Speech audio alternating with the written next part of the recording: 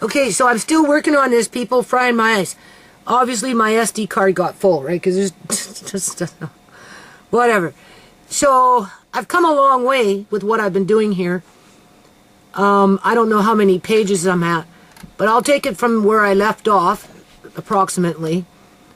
So, it's looking pretty good from what I can see, except for the introduction part, right? And then... I'm telling you, this is going to push me over the edge with my eyes, people. If they don't kill me first, they'll make me completely blind. And then, because then it's easier to attack me and my family. That's exactly what it's about. Yeah. So in the meantime, let's start from the top and just read and see how fluent it is. Okay?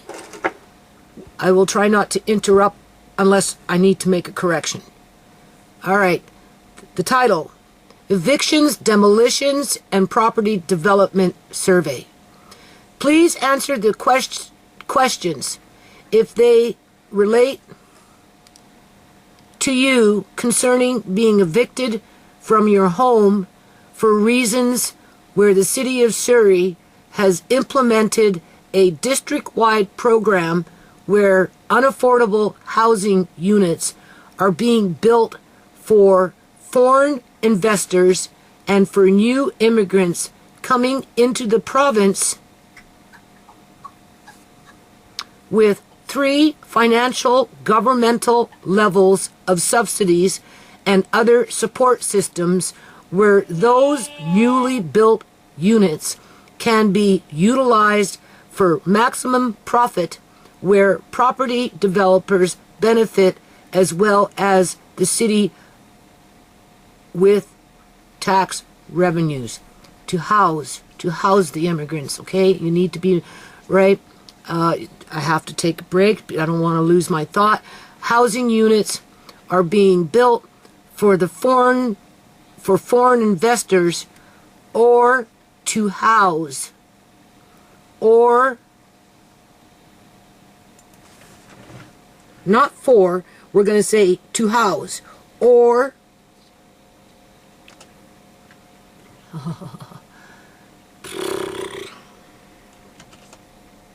to house new immigrants coming into the province of British Columbia, Canada. I should write that down. To the province of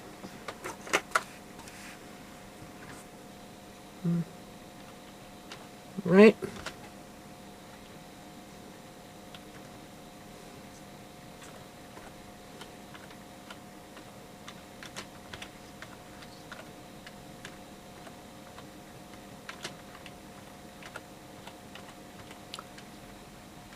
I have to find it where I am. Okay, house new immigrants coming into the province of British Columbia, comma,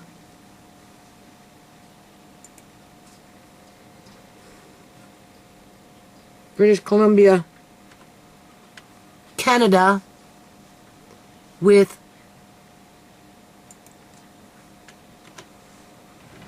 okay, because let me explain it to you this way. I already walked you through it when I took you down some of those articles that I came into contact with looking for those clues with my Inspector Gadget magnifying glass, right? And there's 2 types of immigrants, 3 really. 3 types of immigrants coming into Canada, where they are, one, either solely assisted by the government, like those Syrians next door. They came in as, I guess, refugees from Syria. They were told you cannot work for a year. You know, we'll help to locate you a place to live. We'll set you, because you got five dependent children under the age of 18 years old, you will automatically qualify for your family allowance, which you can round it off at a child without a disability. I'd have to phone Tisha I don't even know if Tisha gets the full maximum dollar amount, but we'll say $700 per child without a disability, because with Amari on disability with the federal government with the baby bonus, I only get like $1,040 or something like that. And then when prior to him being registered with the disability with the federal government, it was at like 600 and something. So by having Amari become registered with the federal government with the family child tax benefit as a disabled child, I only got an extra $300 per month. So we'll just say those people next door with their 5 kids get at least $700 per kid on their family allowance alone. So that's what, 7 times 5, that's $3,500 a month that they receive automatically after they get off the airplane and come to British Columbia, Canada, and plug into the federal family child tax benefit to help pay the exorbitant rent prices. So just by the very, and this is why they bring in families with 5 kids, because they need to make sure that that family has enough money through that government assistance to be able to cover the rent, knowing that there's rental corruption going on. So if that dude over there is charging $2,500 for a two bedroom people, main floor of a dinky fucking little bungalow that is not very big, okay? But he's still charging $2,500 a month. They got it covered, no problem, because their family allowance alone is $3,500. So they're still $1,000 ahead in terms of to pay for the hydro, to pay for the gas, to pay for the telephone. And by that time, they're basically wiped out, right? So then along comes the provincial government and says, no, don't worry. You know, we're going to look after you because that's what the federal government said. You know, you coming in as a fully assisted immigrant family. So with a maximum of 5 kids, 2 adults who are not allowed to work at this point.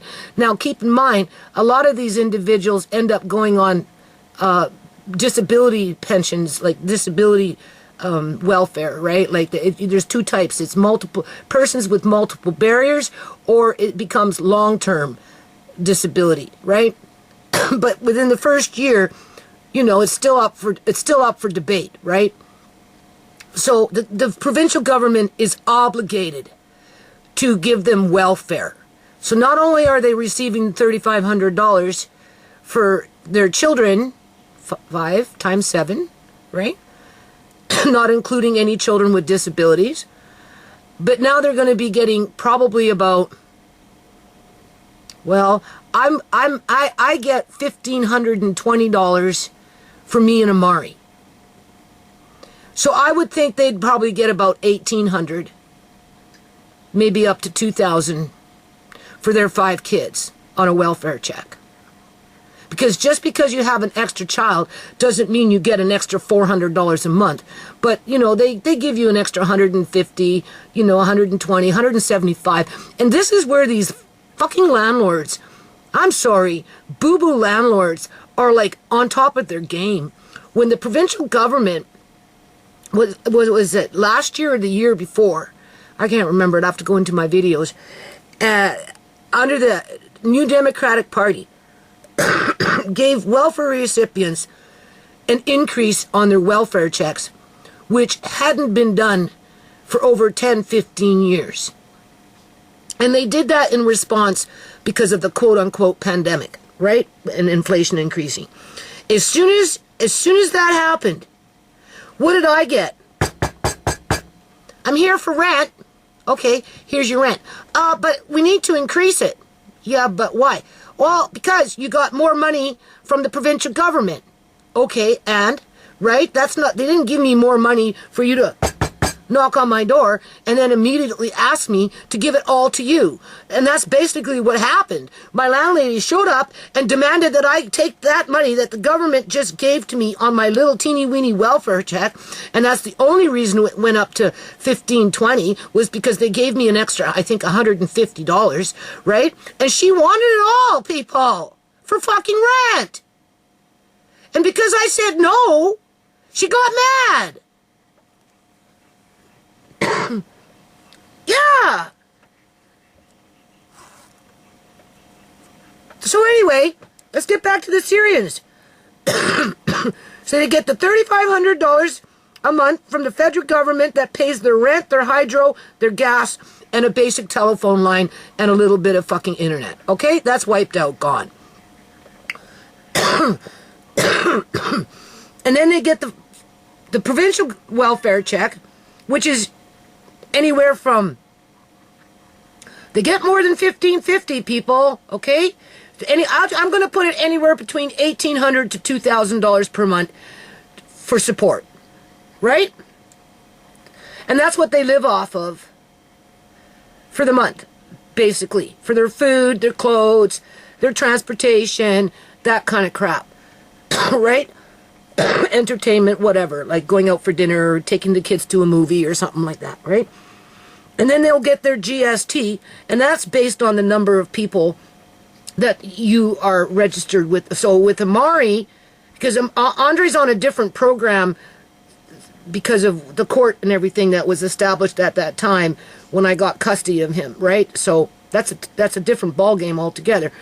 That's the one where if you were a foster parent, quote unquote, and was making money at a different job and having to pay taxes, being a foster parent looking after a kid like Amari, you'd get free money. You wouldn't have to pay no taxes on it. That's the benefit of that.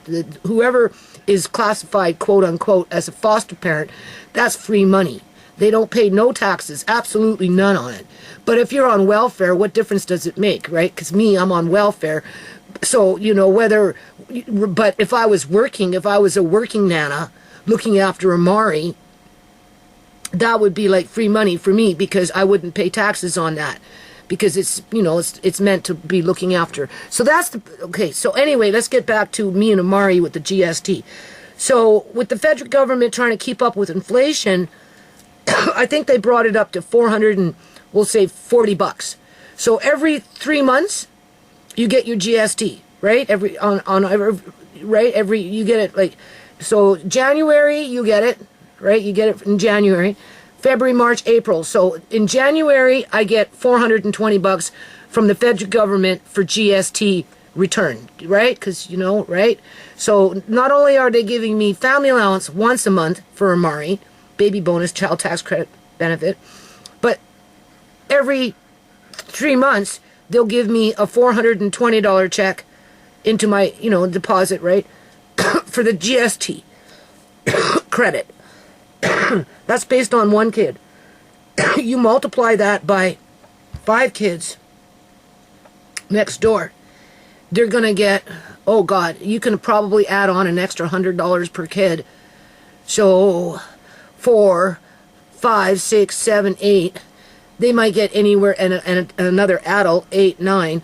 So they might end up getting almost $1,000. I'd put it between no lower than $700 in GST credits, maybe as high up as to $1,000 in GST credits, just based on the number of people in their household, which is 7.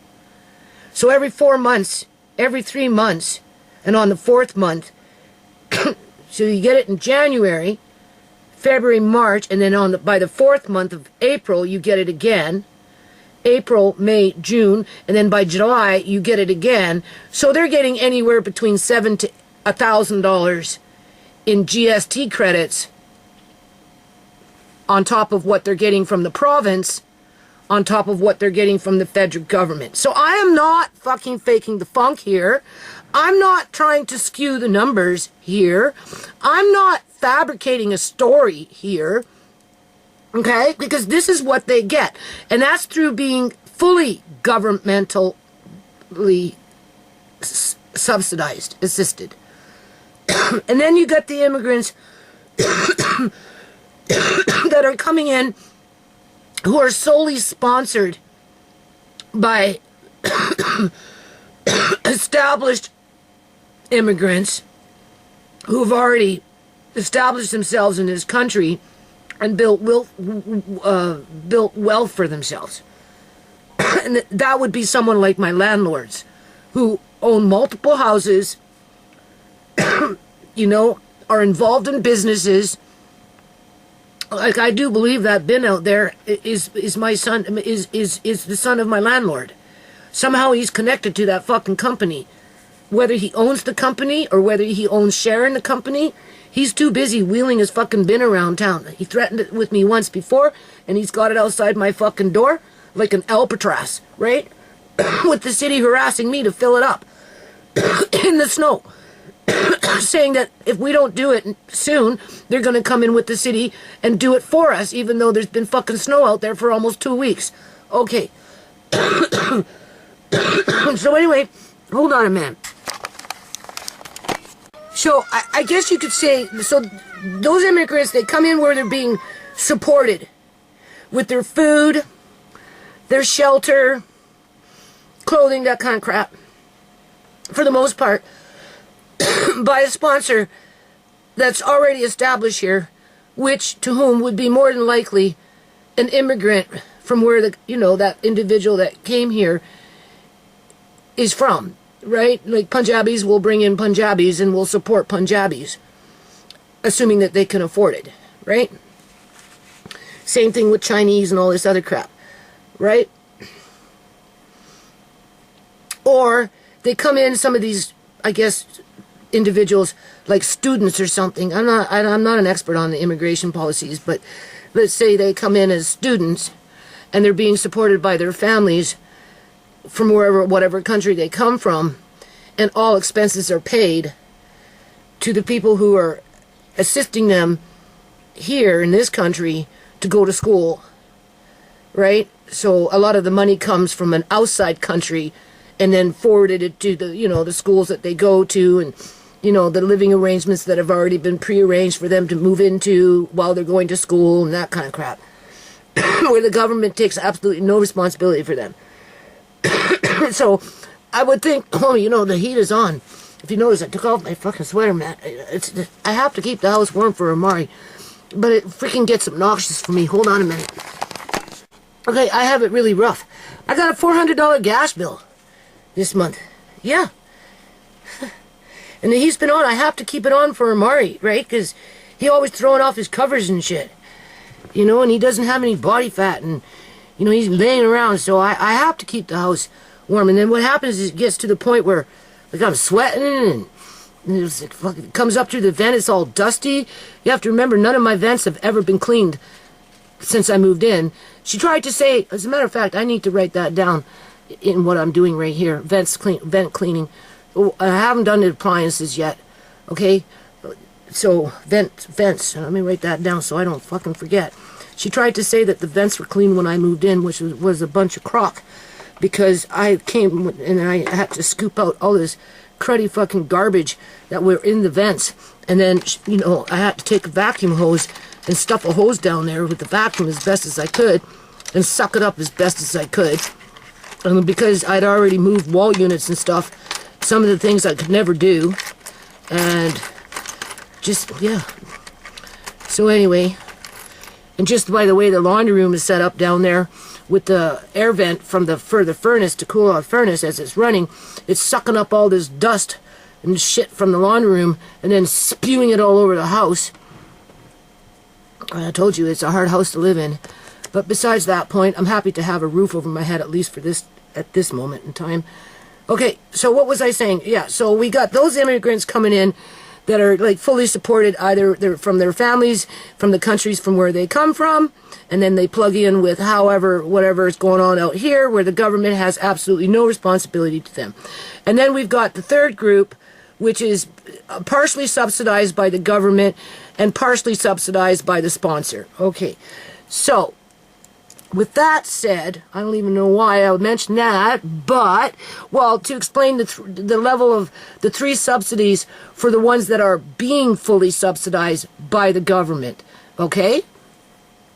And there's a lot of them, people, all right? So anyway, so anytime you see a large family coming in, you know, be aware of that, because, you know, the thing about manufactured poverty and how governments control the economy and who gets to win and who gets to lose, and, you know, even if you can play the game to win or lose, you don't, you know, sometimes you just don't have a choice, and this is what my son doesn't understand. I didn't have too many choices. It was just enough for me to keep my fucking family, boo-boo family together. and be able to have a roof over our heads as a family. Little did I know, but I was being gang stalked for body parts and all that other crap and whatever. But, you know, like, right, you know, like him and Marina, they're starting off fresh. They want to have a family. They're working on trying to buy a house even though they can't afford it, you know, and blah, blah, blah. And they're making all the right choices. And somehow, because, you know, my son is, 33 now? And he's on that path of making the right choices, that, you know, it elevates his self-esteem so that, you know, he can call me down and say, I fucked up. Oh, you fucked up with the foundation. You wasted a whole bunch of time and money there. You should never have done it. You didn't make the right choices for the family. Oh, you fucked up by staying in this house and working in the yard all these years because that was the wrong choice because it didn't get you anywhere. All it did was get you sick and, you know, and you have nothing to show for it. And now the landlords are out to get you and throw you out in the streets with nothing. So you fucked up there, Mom. You know, like, you're right. It's like, shut up. Sorry, my life wasn't perfect.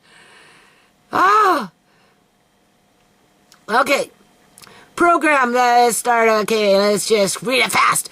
Please answer the question. Okay, reasons where the City of Surrey has implemented a district-wide program where unaffordable housing units are being built for foreign investors and to house new immigrants coming into the province of British Columbia, Canada, with 3 financial governmental levels of subsidies and other support systems where those newly built units can be utilized for maximum profit, where, give me a comma, be utilized for maximum profit. I gotta put the comma in there if I can find that stupid thing. Alright. Profit. Somebody has to pay the rent. It's not gonna be families like mine. No, we're slated for body parts. Okay? We're slated for snuff movies. Okay? We're slated to end up out in the street and be strung out on fucking dope so people can call us down and kick us around like a dirty dog and feel good about themselves as they keep on walking after they abused us. That's what we're fucking slated for, right? Where property, okay, so, and to house new immigrants coming into the province of British Columbia, Canada, with 3 financial governmental levels of subsidies and other support systems like food banks, that kind of thing, systems where those newly built units can be utilized for maximum profit, where property developers benefit as well as the City of Surrey with tax revenues. And now comes the questions. Okay? Are you facing eviction in the near future? Yes or no? Number 2, how long have you lived at your residence? Years and months. While living at the residence, has your quality of living been excellent, good, fair, hard, extremely hard? I would check extremely hard. Okay? That's my story. Number 4, was there a change in... That looks like a letter J. That is a J. That is not an I, because I'm doing caps.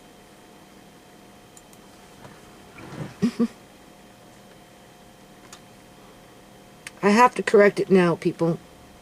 I'm working on it today. I'm getting it done today because it's frying out my eyes. I am being brave. Was there a change in how your landlord treated you as a tenant once the City of Surrey in 2016, 2018 started to implement a district-wide building initiative where housing stock was being planned for construction or was in the beginning stages of construction? Yes or no? Number 5, was or is your rental unit being used as a means to exploit your living circumstances so that the landlord, as a property owner, could profit financially while not doing household repairs in a timely manner, where you as a tenant were or are being forced, where you as a tenant were or are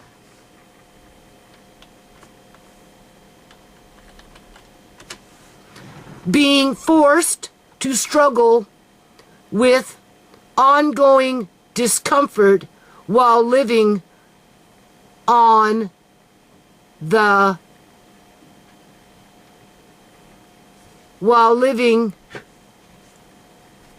at the residence. Huh? I'm doing a video. I'm going over my little survey here. Okay. Yeah, I told you I want to finish this today because it's hurting my eyes, making me sick. But it's important. Timely manner, where you as a tenant were or are being forced to struggle with ongoing discomfort while living at the residence. Yes or no? Number 6. What were, if any, house or property repairs? What were, if any? I'm just going to put words. Get rid of the if any, because anytime you move into a place, there's always something that needs to be fixed sooner or later. So it's not about if any. Nobody's living in a fantasy land here, right? What were the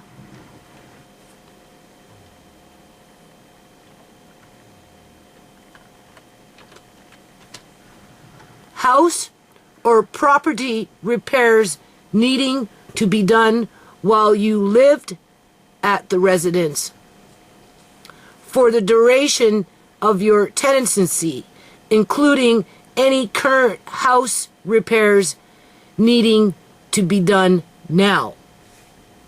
Because don't forget, I'm going to be taking this out on the fucking streets, blind as a bat. And I'm going to sit there with my, maybe these things. If I could see them. Oh, I can't even see them. I don't know. My little horse chestnut Lucky Charms that nobody seems to care about.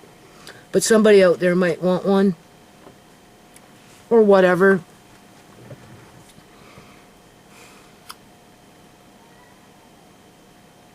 We're on number 6. What were... Amari needs to be changed. And so does his pants. What were the house or property repairs needing to be done while you lived at the residence for the duration of your tenancy, including any current house repairs needing to be done now? And then I did as best as I could, and I'll show you how I did it. Okay. So there's the question. And then I put 1, electrical. All you have to do is tick it. Okay? Outlet sockets. Breaker box. Grounding. Lighting and fixtures. And then I gave an opportunity to write other in case I'm forgetting something. And if they want, they can explain it. All right? Number 2 is plumbing. Outside faucets. Inside faucets. Kitchen drains. Bathroom drains.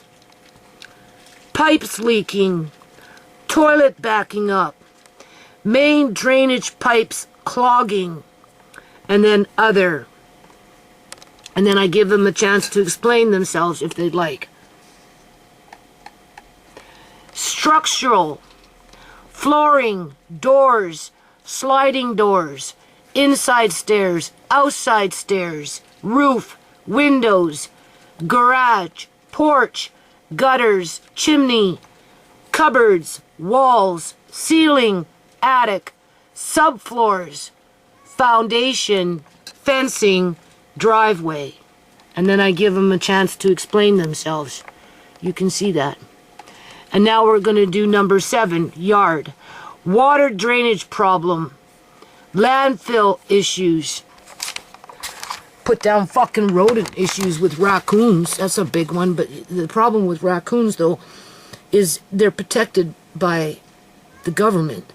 They're considered a national icon right along with the horse, even though they're slaughtering horses left, right, and center as they ship them off to Japan to get rid of them in terms of Canada not looking after the national icon of our country.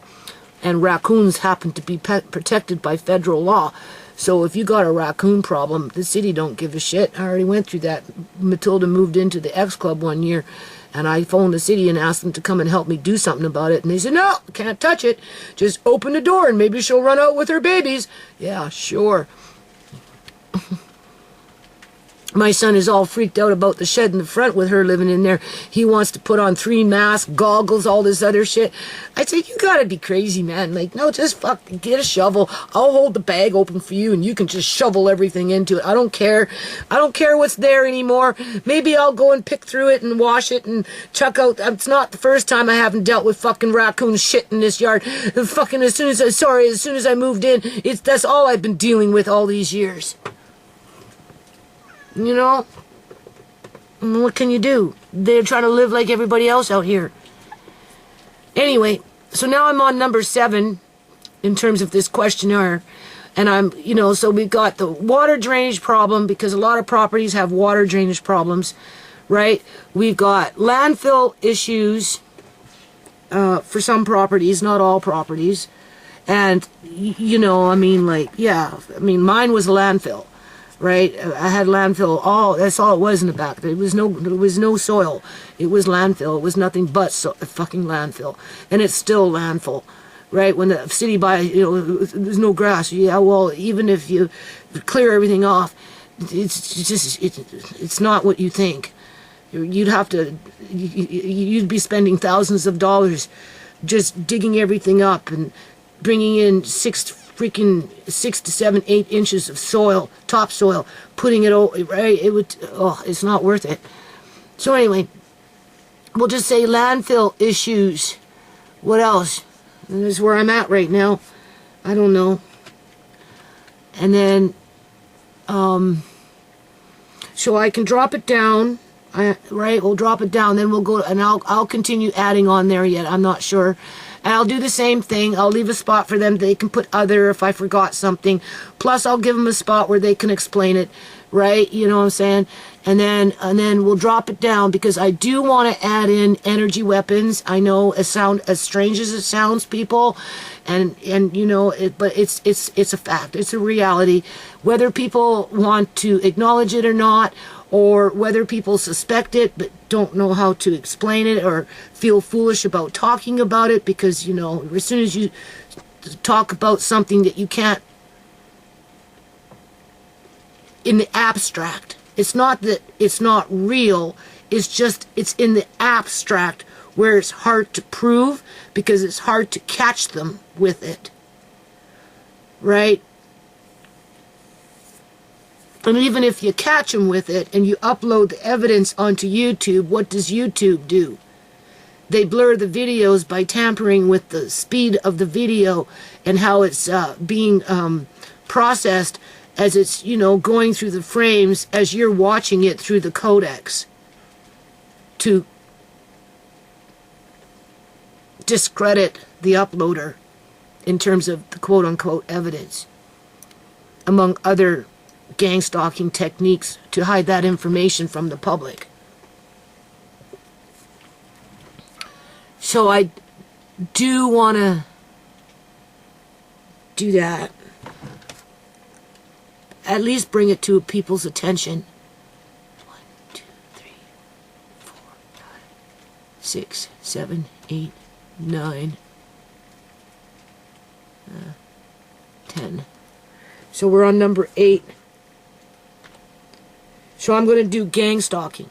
Because gang stalking is different than energy weapons. Although they go hand in hand. Right? My job here is to give people an opportunity to express themselves, even if they feel insecure about it, foolish about it, or afraid about it. Right? You know what I mean? I'm giving them an opportunity to have a voice. If you live in a house long enough and you suspect that something weird is going on with the energy weapons, but you don't know, right? Because you just don't know, right? Right?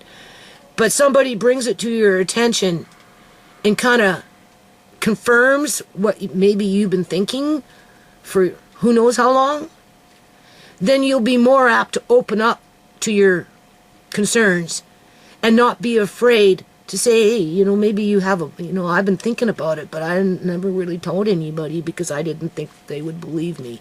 Or I'd be like, no, damn right, I believe every word that you say. Because I know, because I go through it. So tell me your story. Tell me what kind of energy weapons you think your family's been exposed to. Because it's not just you that's being attacked with this shit. It's your family.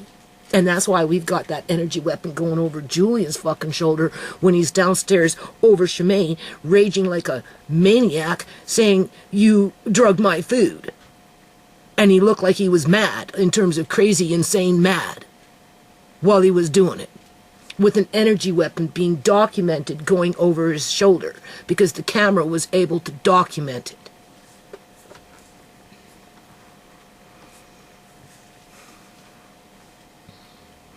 So, but before we do energy weapons, I'm gonna ask about gang stalking.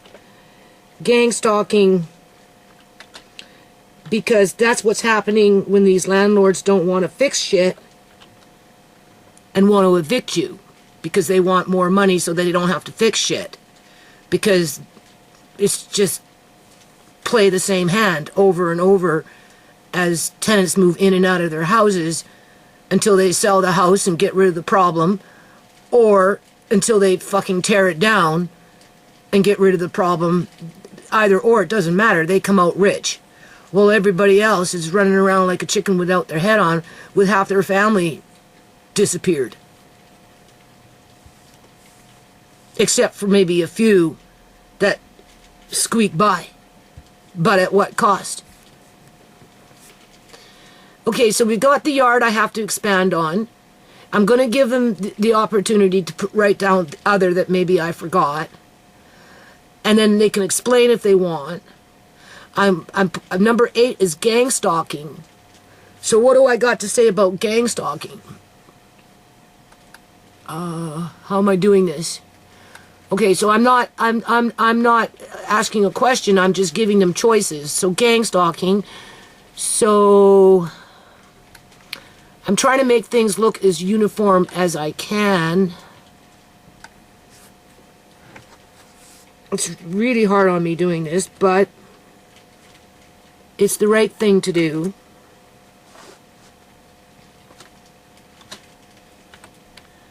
Okay, so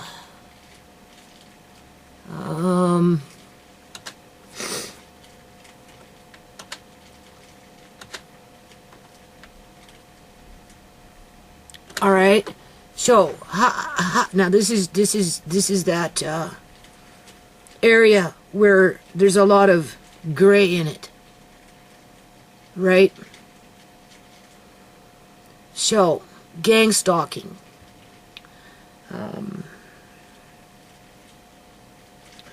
Well, threats comes to mind first. If you don't like it, you can move. That is a form of a threat. As a tenant, when your landlord says, if you don't like it, you can move, but you can't, for whatever your reasons are. Whether your kids want you to stay, whether financially you just can't do it, whether you're weak and disabled and, you know, it's hard or whatever, right? Whatever the reason is, right? It's close to work, whatever the reason is. If they're telling you you don't like it, you can move. I would consider that to be more of a threat than anything else, because they're not giving you a choice outside of to move, other than to accept whatever it is that they don't want to fix, that needs fixing. Because that's ultimately what this is about. Or, now that we've gone into a totally different ball field with the eviction to raise the rent by $3,000 a month or more, it'd be more, right?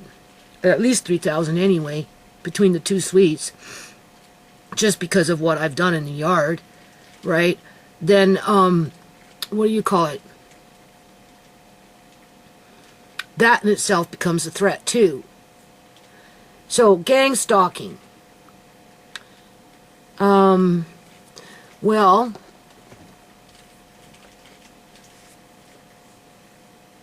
take it as is. What is that? A threat? A statement? An ultimatum? It's an ultimatum. Take it as is. End of subject. Don't talk to me about it no more. Get the fuck out of here. Deal with it. You don't like it, you can move. You want to fix it? I'm not fixing it. You fix it. You pay for it. You fucking fix it. Right? You don't live outside. Who cares about the porch? You live inside. I don't want to fix the outside porch because, you know, why should I? If you want, you fix. Same thing with the fence, whatever. So what are we looking at here? Where it makes sense on paper. When I approached people with it, when it comes to quote-unquote gang stalking from a landlord's perspective, right? In terms of, you know, the property owner stalking you, right? To control you so that they don't have to be responsible for things. So I'm going to put threats. Threats is a big one. Threats. Okay? If they want to explain it, they can. Right? I just have to get the general information down for them so they can pick and choose what they want to say. So they don't feel so alone. Alright, so gang stalking. Threats, ultimatums would be another one, which is a form of a threat. But, you know, you can break it into categories, right? If need be, right? So an ultimatum, you don't like it, you can move. That's an ultimatum. If you don't like this fucking leaky fridge. Oh, I forgot about appliances. Yeah, I need to put appliances here.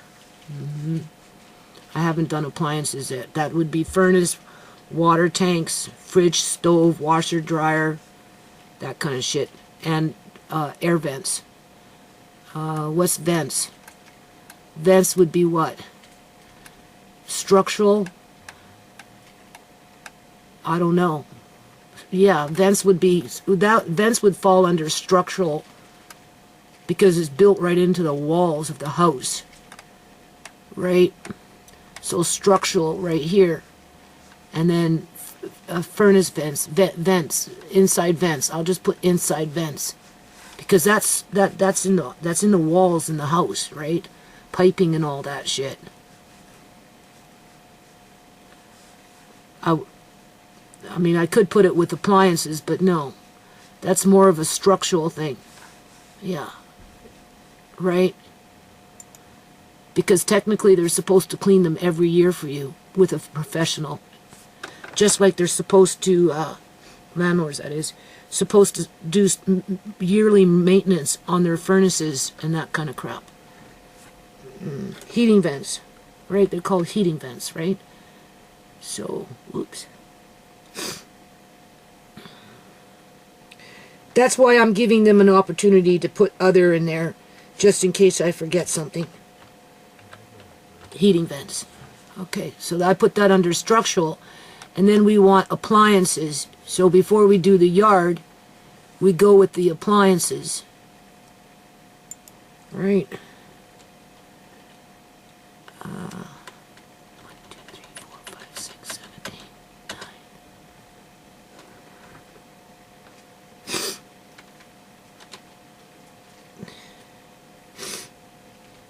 That's why I have such issues, because my vents have never been cleaned. Ever. Ever. And they were dirty when I moved in.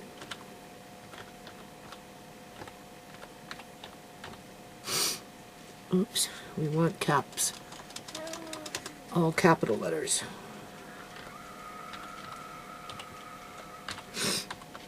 Okay. So appliances would be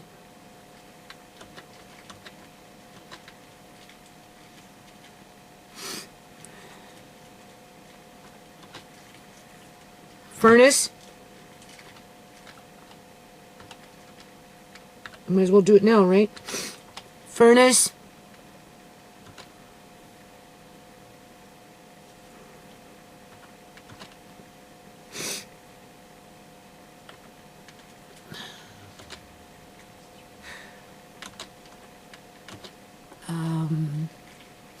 Water tank.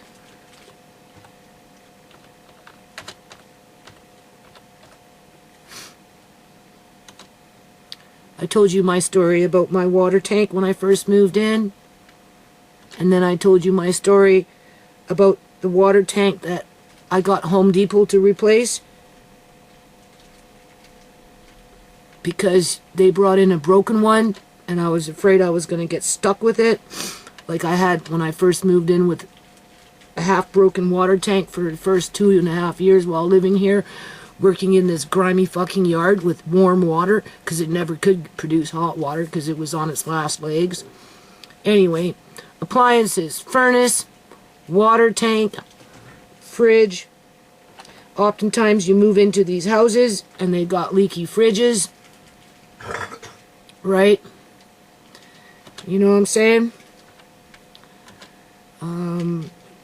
Stoves that don't work very well, you know, with, you know, not adequate fans to do whatever, right?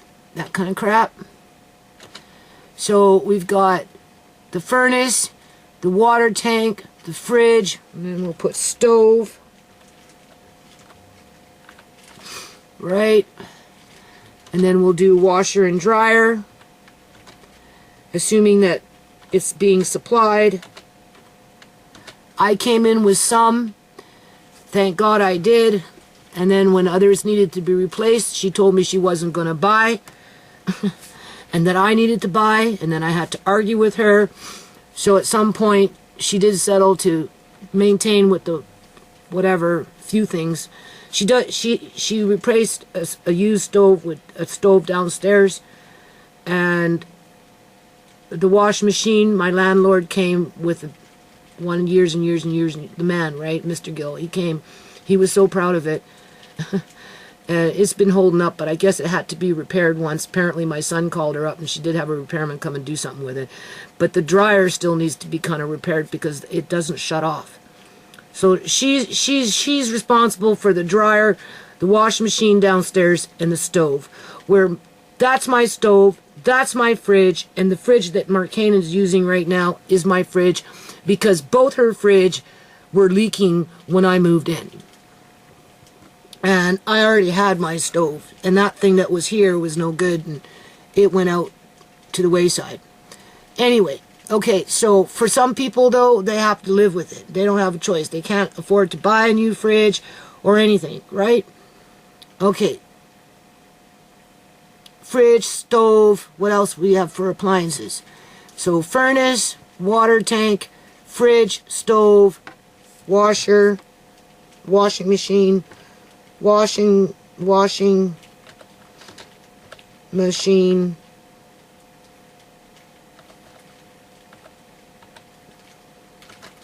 and I'm going to put dryer together because they're usually together, right? Washing machine and dryer. I don't know what other appliances. I can't think of anything right now. Right?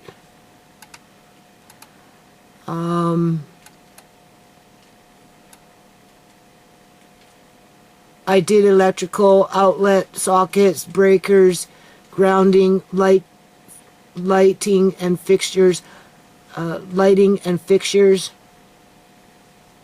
right?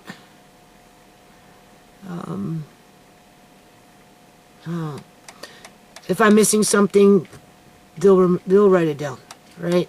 And then, so we've got the appliances basically covered, and I'll give them and I'll give them a chance to explain themselves if they want. And then we've got, now we're back to, so we've got the yard, we've got the water drainage problem, which, you know, is a problem for a lot of people in these houses. Landfill issues, you know, I'm going to add in sand and rocks and overgrowth of ingrown weeds and rodents and that kind of crap. Fence, right? Although I did add the fence for structural. I put fence under structural. Oh my God, did something disappear here? Oh, wait a minute. See, structural, cupboards, walls, ceiling, attic, subfloors, foundation, fencing. Well, it is kind of structural, right? And then, of course, driveway and heating vents. I don't know. Doesn't have to be perfect, right? Gang stalking. Threats. Ultimatums. You don't like it, you can move. That is an ultimatum. I'm not fixing anything. If you want it fixed, you fix it. That's a threat. I'm not fixing anything. If you want it fixed, you fix it. Which is an ultimatum and a threat. So, however you want to interpret it. Ultimatums,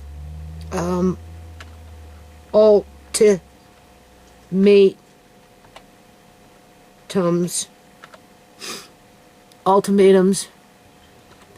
I don't know. Doesn't look like there's anything here to tell me if I'm spelling these words incorrectly, but besides that point. Right? So, okay. What else? What other gang stalking techniques? There's so many to count, I don't even know how to put them into words. Okay, so we got the threat.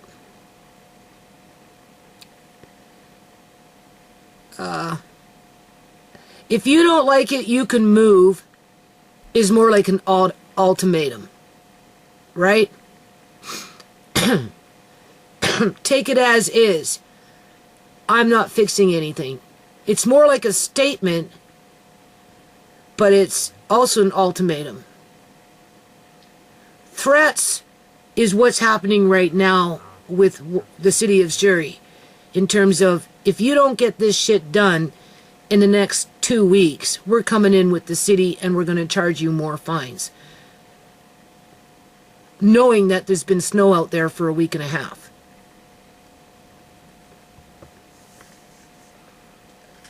Right?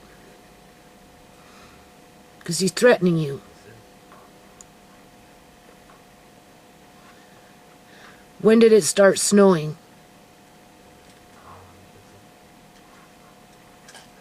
I don't even know.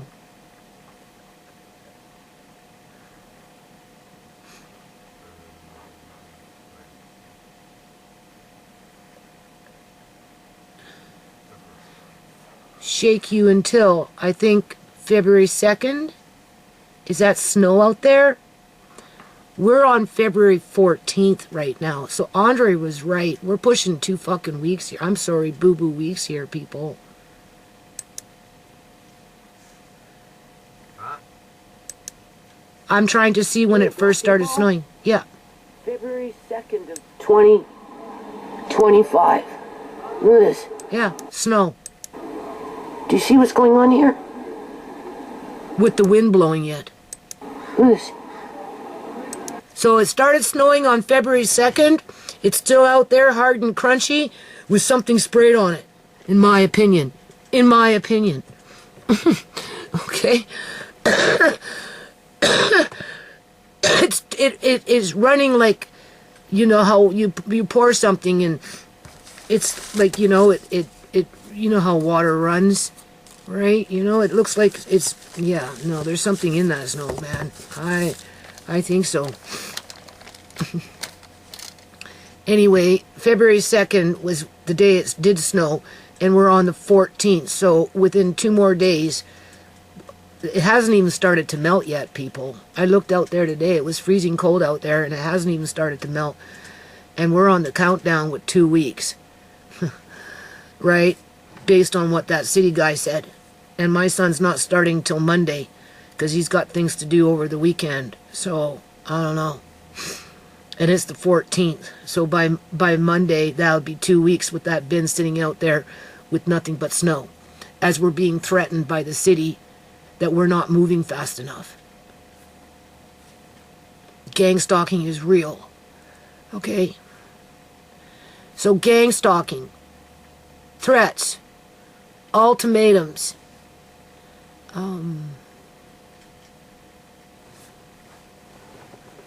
extreme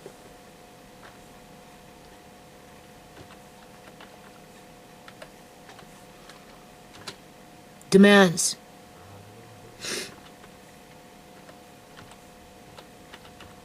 Everybody has their own story. My story is what's going on with this yard right now with the City of Surrey saying get rid of everything right along with my landlord and considering that to be good business as if they have a right to steal my shit.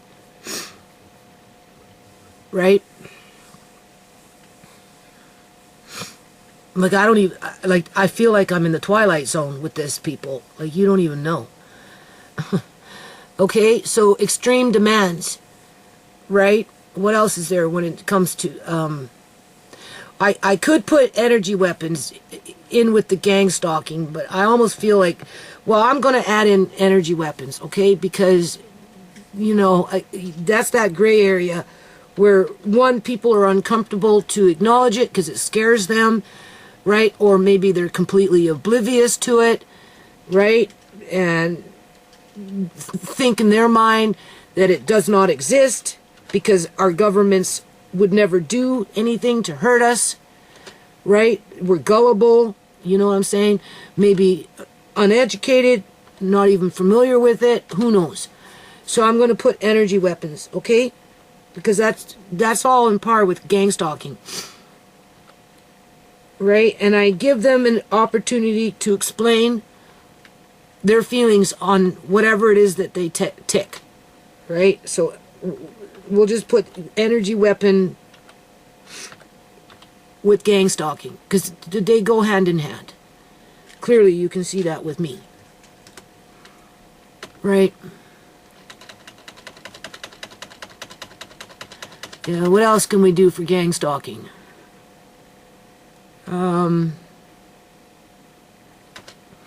Now, technically,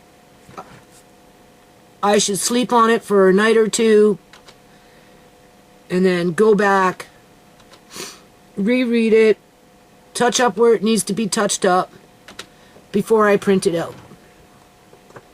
How many pages I got here, I don't know. Right? It's going to be more than 2, just because I'm giving them an opportunity to write what they want to write. And, okay, so I'll continue working on the gang stalking part of it, right? And the yard, I'll add in more.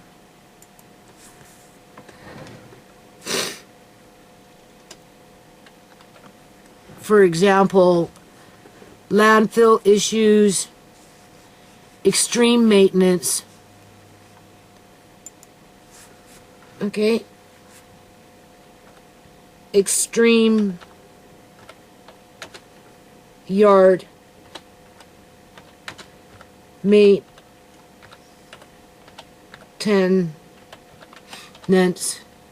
That's been my story. I had to deal with extreme yard maintenance, and because of that, along the years of 14 years of having to deal with a whole yard that had multiple issues, I ended up accumulating a lot of building materials that over the last couple of years I wasn't able to use because my health failed, because I was being overworked with extreme yard maintenance for 12 years, that now into the 14th year, that building material or whatever is being used against me for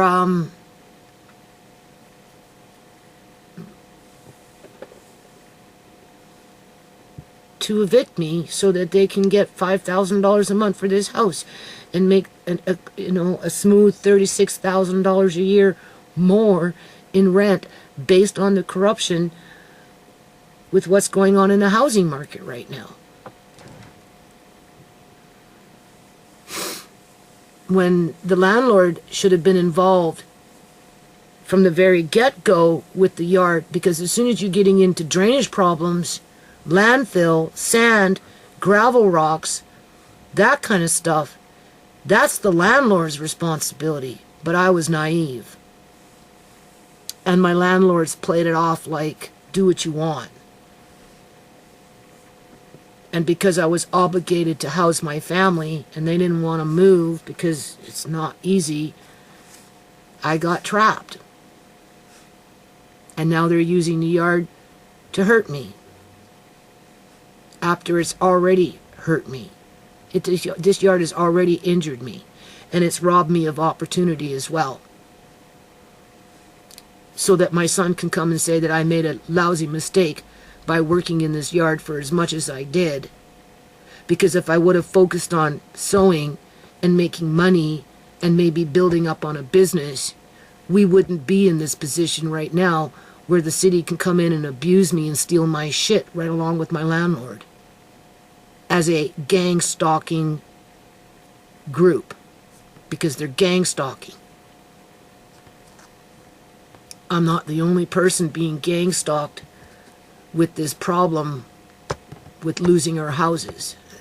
It's important that I put this down and make people feel comfortable to acknowledge what's happening to them and not be afraid to write it down as to how it's happening to them, because you get afraid. If you talk, you get taken out. If you talk and you tell, you will get beat up even more. We will punish you and mistreat you even more. You must take your abuse in silence. Nothing. If people notice that you are being abused because you got a big ass black fucking eye, before you tell sorry boo boo eye, before you tell the truth that we were the ones that punched you in the eye and made it black where you're going blind now, no, you must lie and protect us and tell them that you walked into a door frame. The Punjabis, they don't like it when you talk about what they do to other people. And I'm thinking the Chinese over there that's going to throw out those vulnerable families where my friend lives into nothingness because impotent freaking politicians that are selling off the public for profit to bring in subsidized immigrants to prop up a corrupt system. Oh, come on, people. Okay, gang stalking, threats, ultimatums, extreme demands, energy weapons,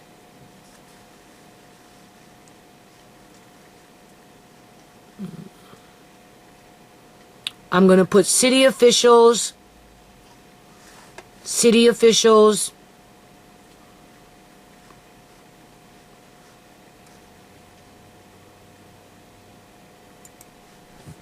city officials. Amari needs to be changed. City officials.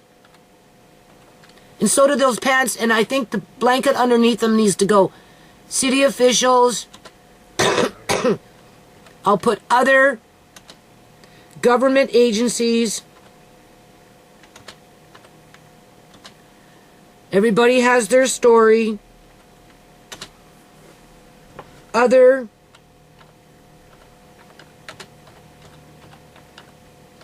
government agencies. That could be the police, right? It could be the Ministry of Children and Family Development. What else could it be?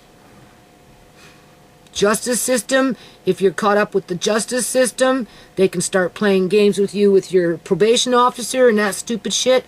Social services, right? Those are other governmental agencies, right?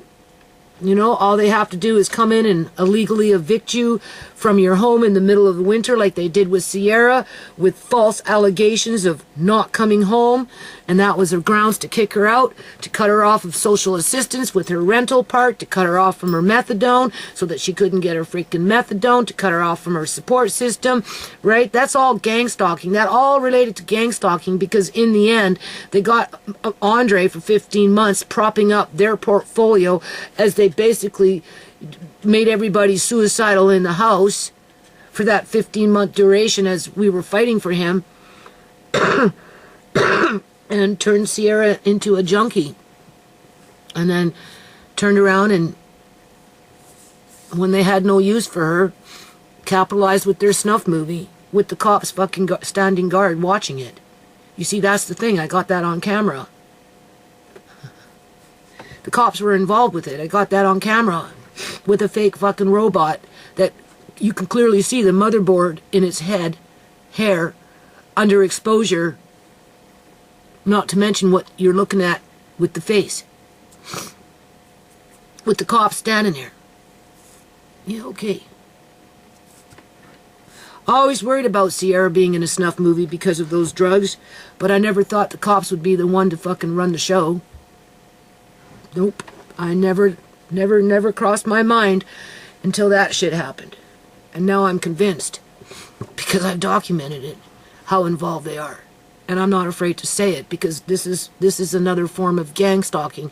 So when I say other governmental agencies, that's exactly what I'm referring to. Okay? So what do we got for gang stalking? Threats, ultimatums. I want to add in something to do with negligent behavior, right? Because as soon as you say, if you don't like it, you can move. I'm not fixing anything.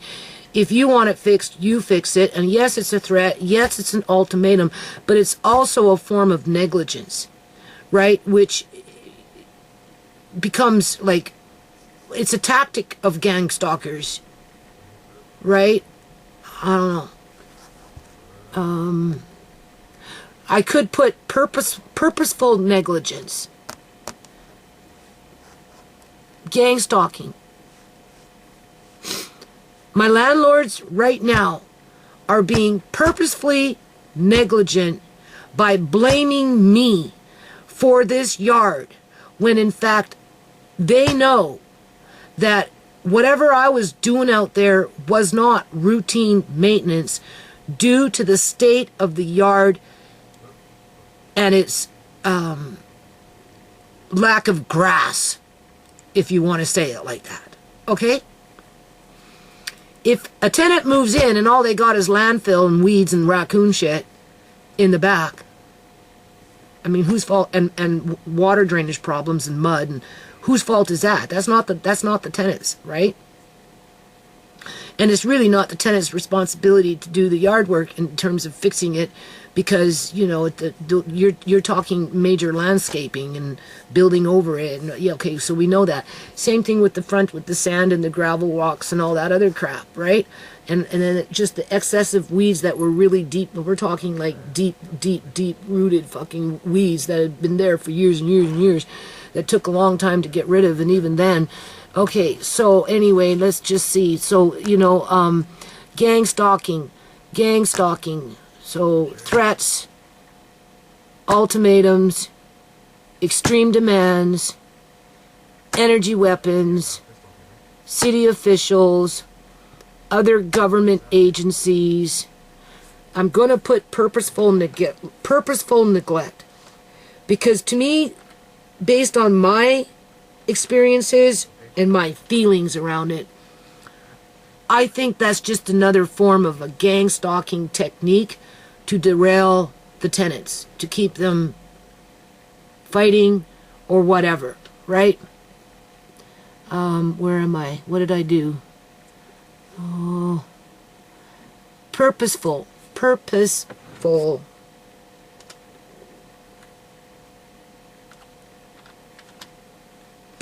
negligence, purposeful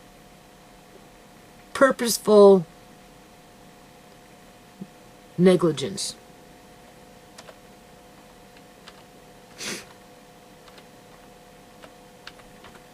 Purposeful negligence.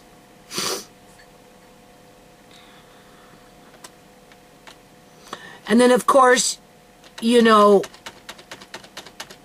I mean, nobody might, maybe nobody will be interested in talking to me. How do I know until I try it, right? You know what I'm saying? And if they don't understand, you know, for whatever reason, well, I'll take the time to try and explain it to them, where they might get a light bulb moment and then connect what I'm saying to something that they experienced but maybe didn't know how to put words around it, because you were never treated that way before. Right? Or if you just accepted the treatment because you had no place to get away from it. When you're in an abusive relationship, it's hard to get away from it, especially if you've got nowhere to go. And as tenants, it's not like we can just pack up and move tomorrow because our landlords are abusing us with their friends and their co-workers and their partners in crime. Right? So, you know, we internalize it, and you know, we don't want to be abused more, people. We don't want to be punched out. We don't want to be kicked. We don't want to be fucking cut up. We don't want to be smashed, thrown into the ground. We don't want to be choked. You know, we don't want to be smothered, right? We don't want to be called down. We don't want to be withheld fucking food and water and starved and all this other crap. So we stay quiet and we just internalize it, and we hope that it doesn't get worse.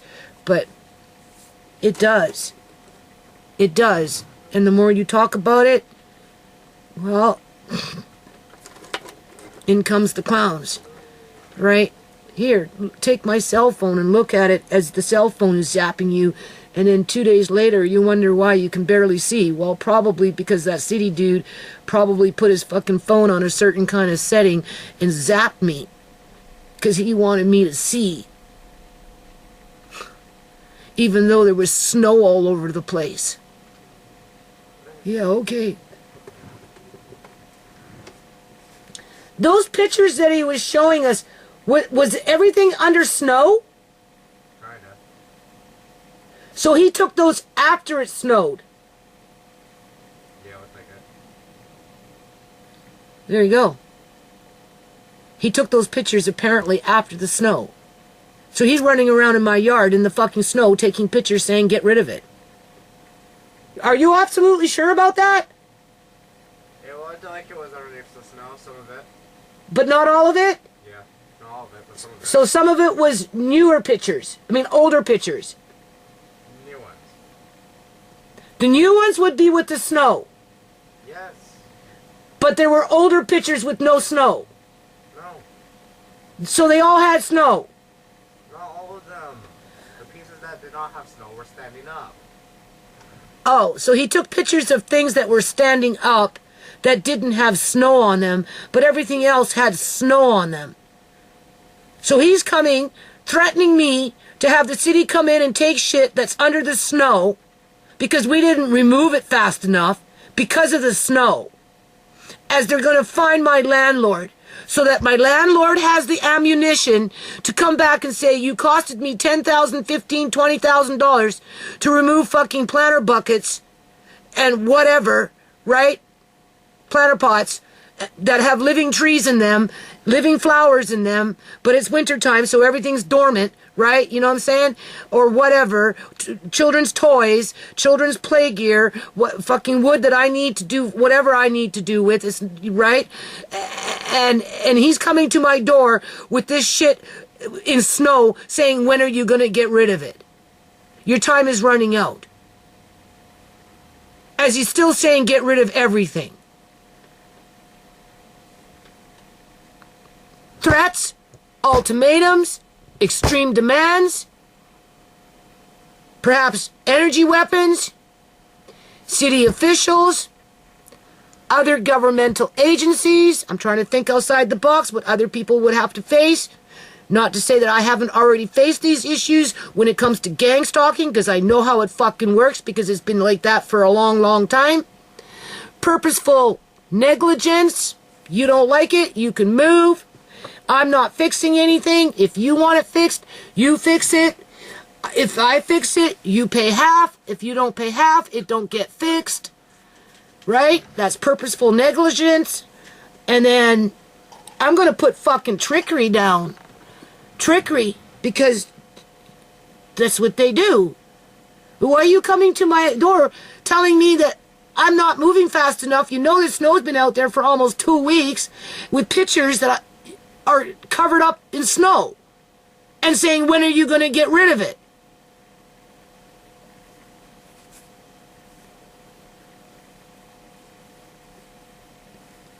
That's gang stalking techniques, people. As he's threatening me. Empowering my landlord to be gang stalkers too and get more vicious. That's all the city is doing, is empowering my landlord to become more vicious against me so that she can get what she wants, which is $5,000 a month for this house. Between breaking up the 2 suites. $3,000 up, $2,500 down. That'd be $5,500 a month. $3,000 up, $2,000 down. Based on 3 bedrooms. Down, 3 bedrooms up. They got that place over there for over, they probably renting it out at $2,500 for a fucking 2-bedroom with a sunroom classified as a 3rd bedroom. That's how they base their rentals, is on the number of bedrooms. So technically, if she really wanted to, she could try and charge 28. Well, no, 3,000. She'd go 3,000 up on top. Easy. Because of what I've done by building to cover up her negligence. And when it came to yard maintenance.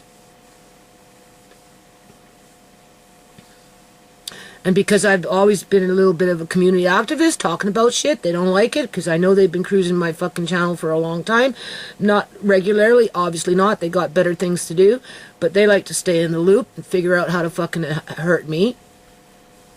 Right? You honestly think they're going to want me sitting out in the fucking public up by someplace with Amari and Andre with my Uncle John's blind man cane with a questionnaire like this to blow them out of the fucking water and expose them for what they are as a collective group of scoundrels?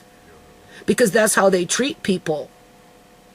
If you're not giving them what they want, when they want it, they abuse you. And because they're so empowered with the corruption within the city workers, in the city hall and that type of thing, with them, along with the province, they're vicious. They'll beat me more than what they've already been beating me. They will come back and try and hurt me even more than what they've been doing for speaking out as an abused woman. They will continue to insult me. They will continue to threaten me. That's their style.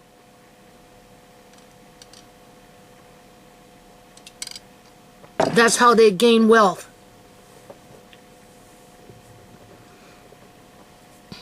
They will call me trash until it comes time to harvest my organs and sell them on the black market.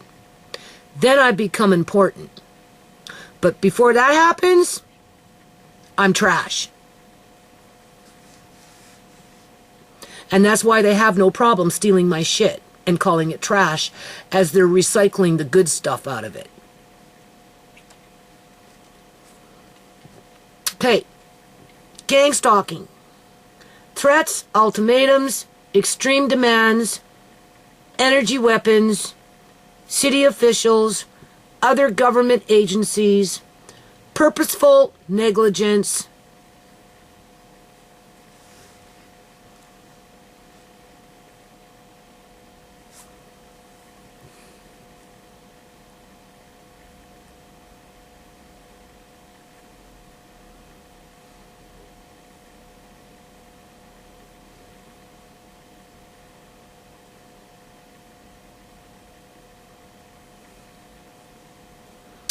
group,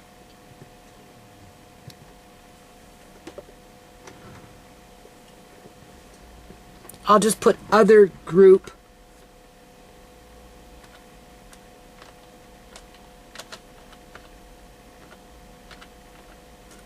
other group.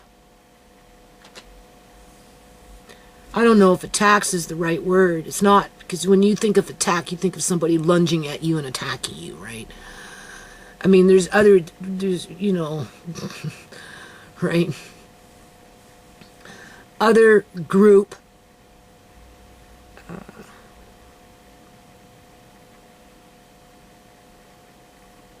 I'm just going to put tactics because, like I said,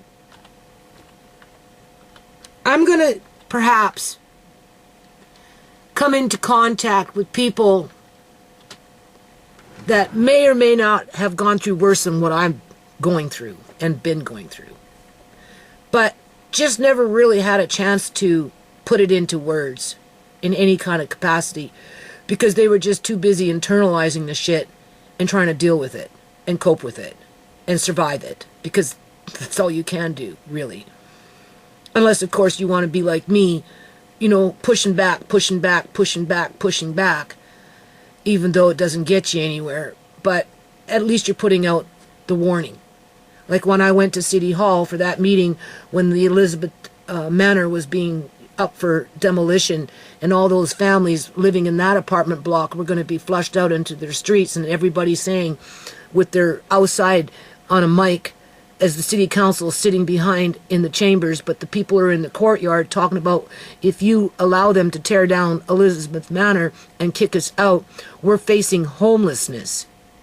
And these are working poor families with children, mother, father, whatever, a lot of immigrants, whether from wherever they came from, okay? And I'm running around screaming, yeah, well, you know what's going on here. The more they can kick you out, the more you become vulnerable to illegal organ harvesting. Mark my words, illegal organ harvesting is happening in the province of British Columbia, Canada. So this is why the City of Surrey and likewise other districts are doing nothing to prevent people from becoming homeless, as the people themselves are saying, please don't kick us out because we're going to become homeless. But they don't care about that, because what it does is it frees up the organs as the people fall through the cracks and die for various reasons. Well, the cops cover it up and capitalize off of that, whether it's a snuff movie or a kickback on the organs that are coming in from the destruction of what these individuals are doing through gang stalking, criminal organized crime techniques. They might not know how to put that in words. all I have to do is just bring it to their attention. Are you aware that gang stalking is real gang stalking? Well, I kind of, maybe, yeah, you might be, well, if I think about it now, you know, so-and-so did this and so-and-so did that and this happened. Would you consider that to be gang stalking? Well, based on my experience and my opinion and my research and everything else, I would say, yeah, most definitely, if that's what you think and that's what you experienced, but you just didn't know how to put your finger on it. Well, here, this is where you tick it off. And now you know.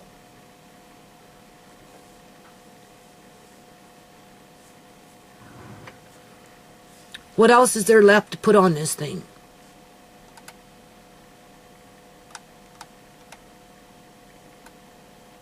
When it comes to being a renter.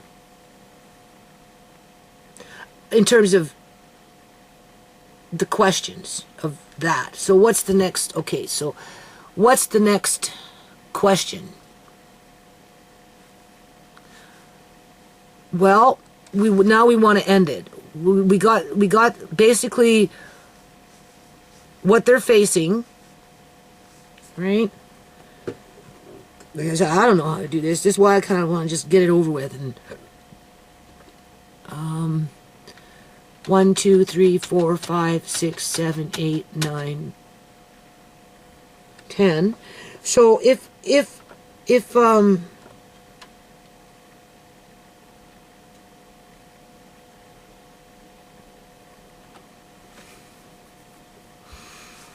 I think of something in between, I'll write it in there, but for the most part, that's, you know, I'm getting into quite a few pages here, which is going to cost me money, but, you know, you got to give it a fair shake, right? Because this is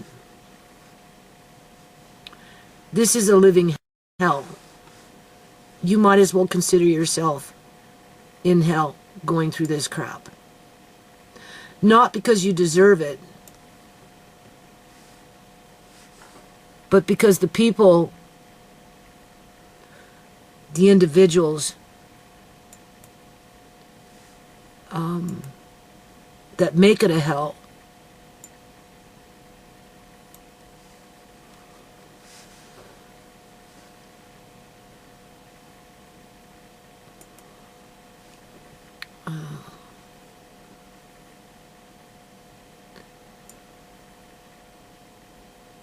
doesn't bother them.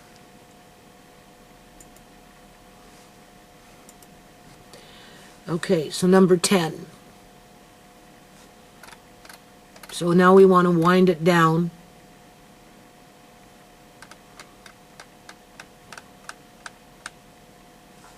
Okay, so number 10. Now we want to wind it down with a yes and no, yes and no. Okay, so just to highlight what I'll, in terms of a sentence, right? With a yes or no answer. Okay? Like, oh yes, I need to ask the question. I don't know. I might be running this. Okay, so number of people living in the household. Because, okay, maybe I should do it this way just to help me to right? Okay, so okay, so I'm just gonna go number of people. I'll run these in after. Okay, number of people in the household, right? So I need, you know, if there's, okay, so number of people in the household, age,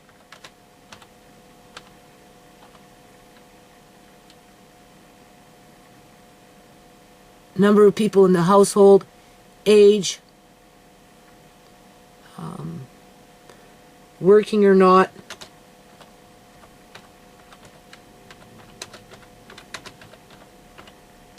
disabled,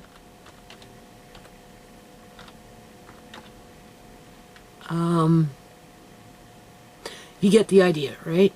So I have to get at least a little, you know, give them, well, there's 5 people in the house, 1 person works, another is disabled, and there's 3 children. We'll just, or whatever. Or like my neighbor, she's a single person, right? Living in there for 30 years.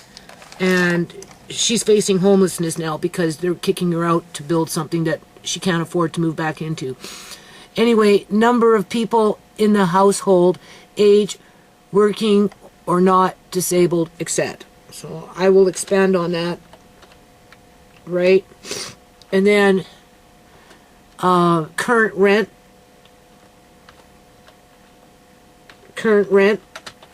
because these are old houses, mainly, like older bungalows, mainly, that's why they're attacking them, these people that do this shit, with long-term tenants in them, right?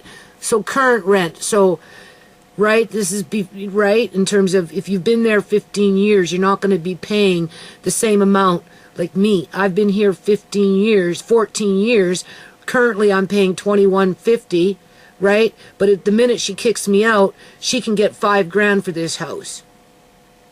A cool $4,500, and if she wants to hold out for the right sucker, she'll get $5,000.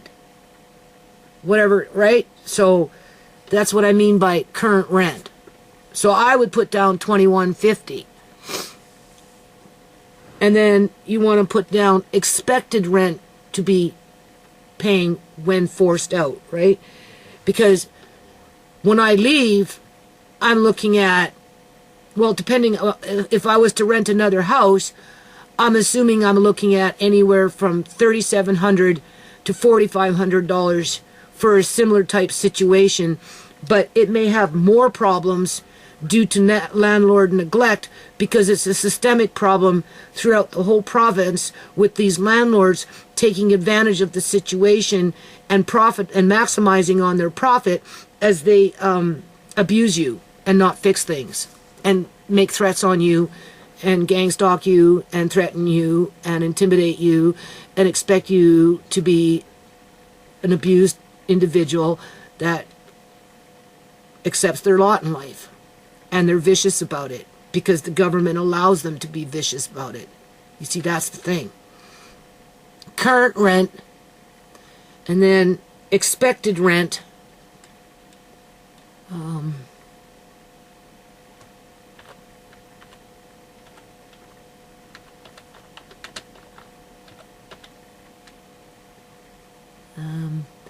Expected rent to,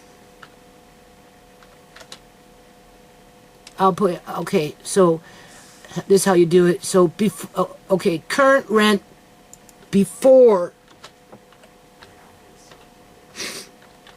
eviction. Because that's what this is about, right? So that's a question. So they have to give me, so the answer would be, well, I pay $1,200 a month. And then expected rent after eviction. And by that time, they're freaking over there, okay? Just like those people with Elizabeth Manor, right? I make $3,000 a month. My rent is this. Please don't tear down the building because I have a family. I've been here for 8 years, and I can't afford to go rent another broken down apartment for double or triple the money and then still face being evicted again when that one's up for demolition, right? So if you destroy Elizabeth Manor and kick us out, you're basically kicking us out into homelessness because I'm not going to be able to afford $2,800 a month when I'm paying $1,100 where I'm living now.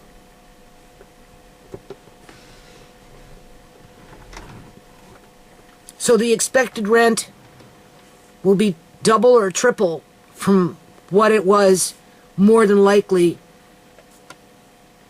when they're being evicted, before being evicted. And that's what makes it so frightening.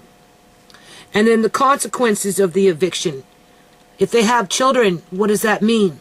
If you can't afford a place to live because you've been evicted from an apartment or a house or whatever with a rent that was affordable, but going into a market where you can't find anything, and now what? You're going to be accused of not being able to look after your kids because you can't house them, so therefore the children are going to go into foster care. That's what I mean by consequences, right? So consequences regarding eviction, right? Consequences regarding eviction, okay? Okay? And I'm going to put children going into foster care. It's on my mind, right? Children going into foster care due to lack of housing, right? Due to lack of housing. How about I'll fix, okay. How about the elderly, right? I'm going to put the elderly, right? Like my friend, she's 76. No disrespect, she's the elderly. The elderly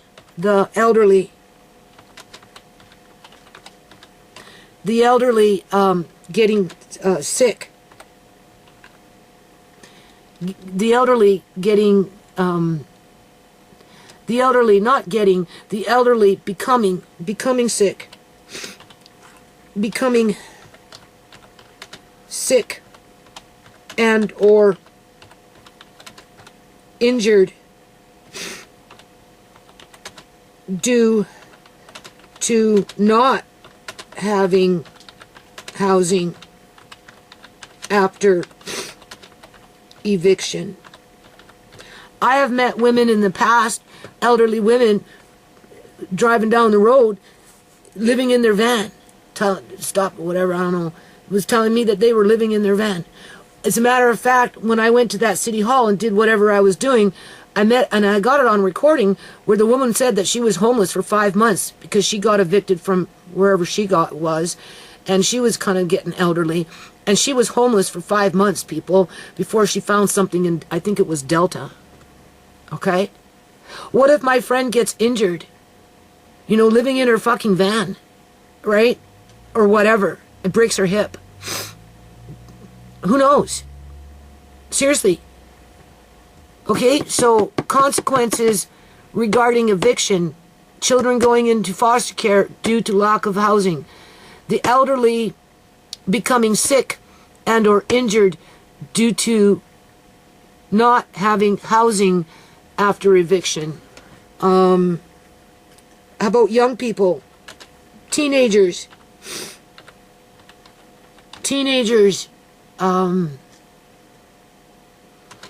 being teenagers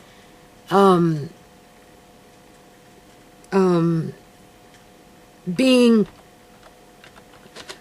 targeted for gang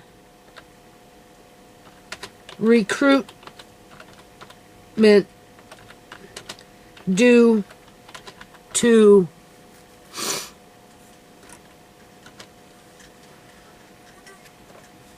facing, well, they'd be homeless too with their family. Or the family gets separated. Right? You know, some stay over there, some stay over there, some are out and fucking sleeping in the car. Like, right? Like, so teenagers being targeted for gang recruitment due to not having a home because they got evicted. And it's hard on teenagers, right? People losing their jobs. How about that? People losing their jobs.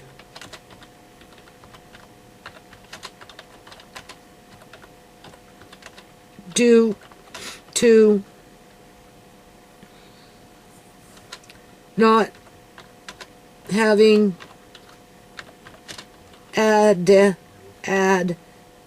adequate housing for basic needs being met so they can continue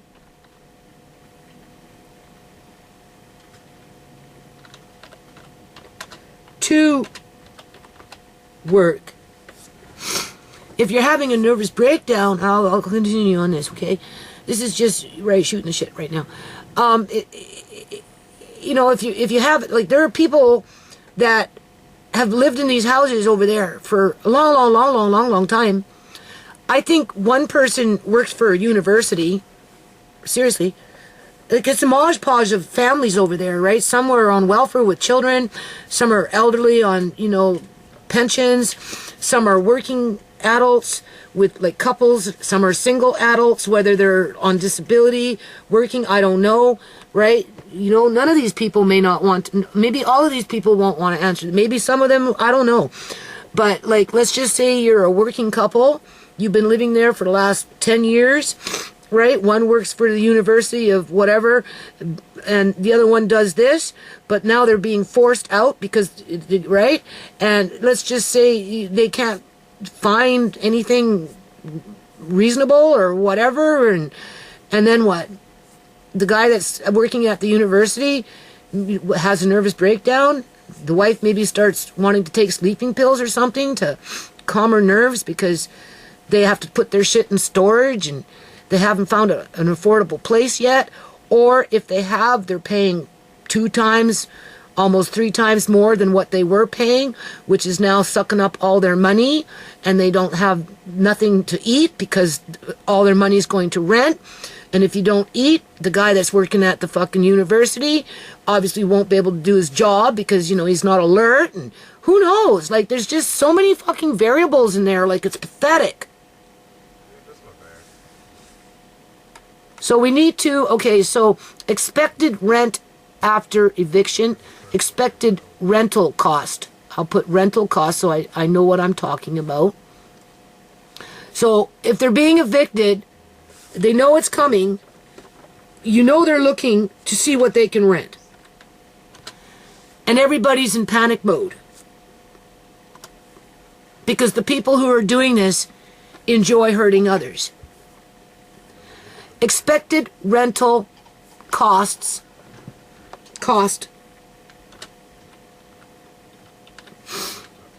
after eviction. And consequences regarding evictions. Well, we want, it's not an expected consequence, but it's a suspected. Like, okay, me, for example. Well, you're getting evicted, yada-de-yada. We already know that the rent is going to be X amount of dollars, but what are the, I guess expected consequences? You give people a list of expected consequences that could happen to them from the eviction, and they will choose which one would be more likely to affect them. Obviously, the couple that's working with no kids wouldn't have to worry about their kids going into foster care, where the family with the children on welfare being evicted and not being able to find affordable housing would be the first one to pick off and scoop up on those kids and put them in the system. Which, being that those family, that particular family is on welfare, and once the parents lose the kids, the parents lose that support with the federal child tax benefit, because now it's going to the government because the kids are in foster care, which brings the parents, I suppose, welfare check, like they did with Sierra, down to a bare bone minimum. And because they're homeless by this point and they've lost their kids because of this eviction, because they weren't able to find another affordable place in that transitional period, and all the fucking shelters were full, so it's not like they could run off to a shelter, and even those shelters are temporary, because we went through that with Rhea. Their incomes will go down to just a basic support check, and they'll be living on the streets, quite possibly, who knows. So this is expected consequences. So it's not to say that it will happen to you when the final day comes, when you're evicted out of that premise, however that eviction occurs, whether you leave or whether you wait for the sheriff to lock you out and they come in with my landlord's fucking bins, well, her son's bins, or at least his friend, right? And maybe my landlord's son has nothing to do with terms of being a part owner or owner to the company, but he definitely knows the people who own the company and is getting brownie points by bringing them fucking boo-boo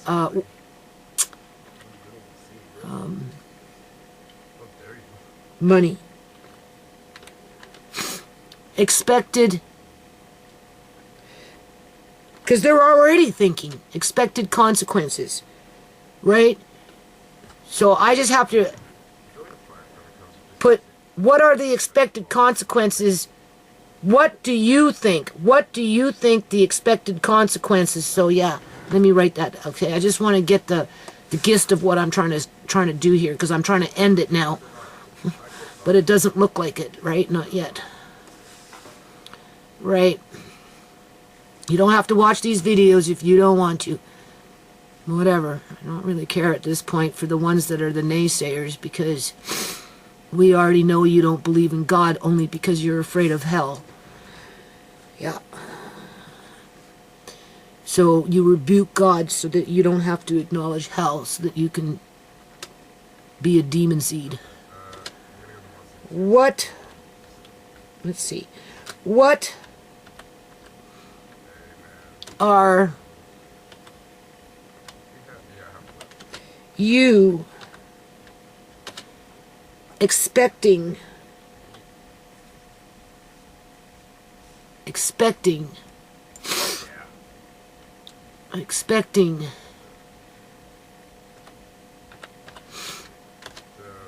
as consequences regarding your eviction?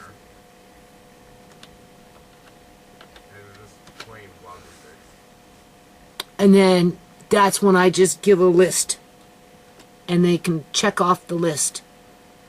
Yeah, that's exactly how I'm going to do it. If it doesn't apply to them, they won't check it. If it applies to them, they'll check it. I suppose. Right?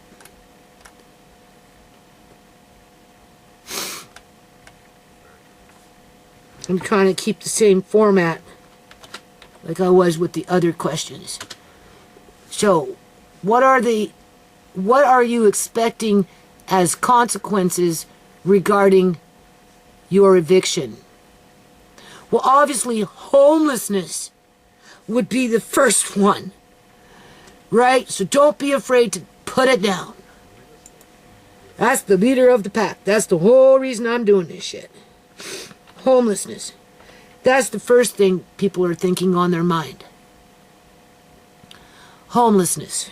Because they won't, yeah. Okay, we got a long way to go, people.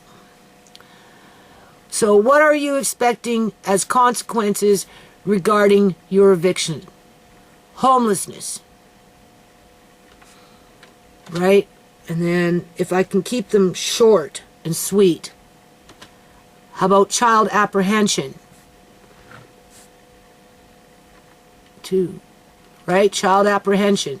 I don't need to write big-ass long sentences, right? Okay? Because that family that's on welfare, they're not going to be able to afford anything. Child apprehension.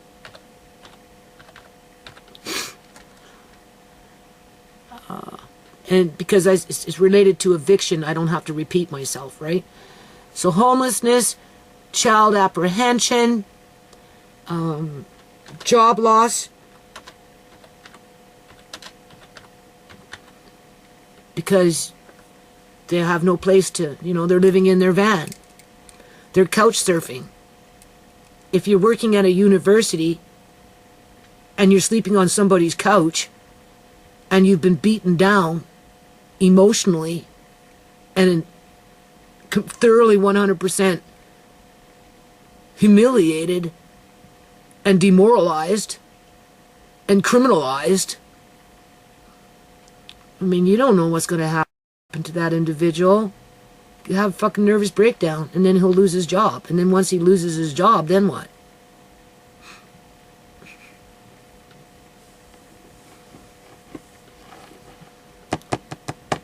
All right, so I'll work on that. Expected rental cost after eviction, current rental cost before eviction,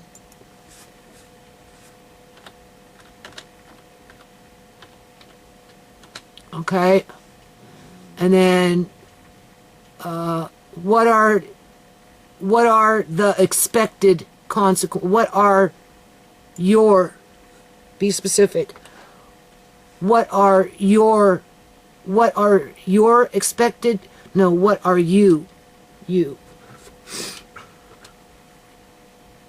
expecting as consequences regarding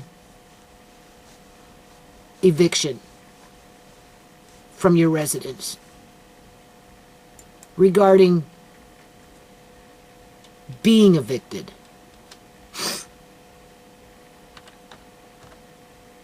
regarding being evicted.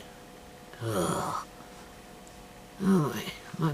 Well, at least I'm trying, right, people? That's all that matters here. Okay.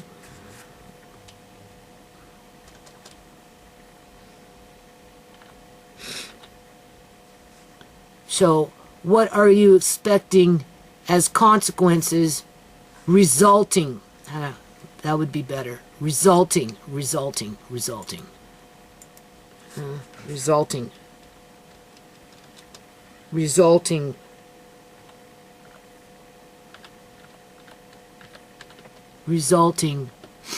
from being evicted.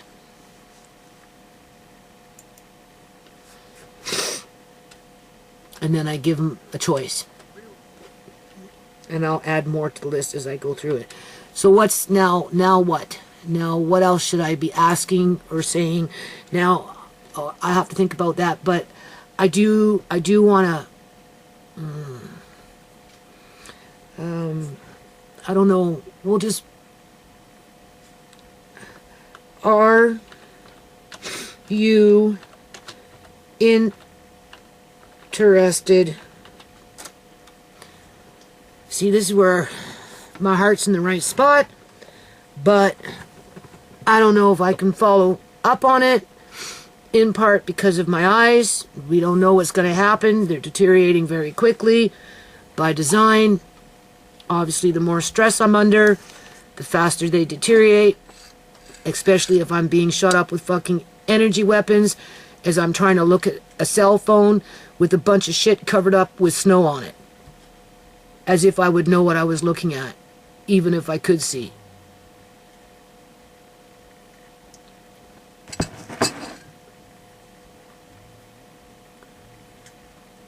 Are you interested in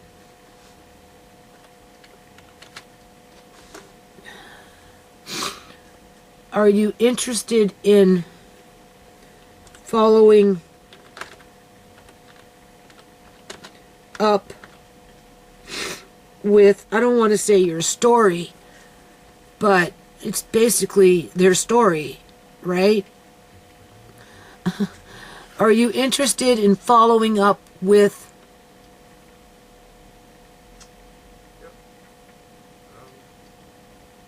what happens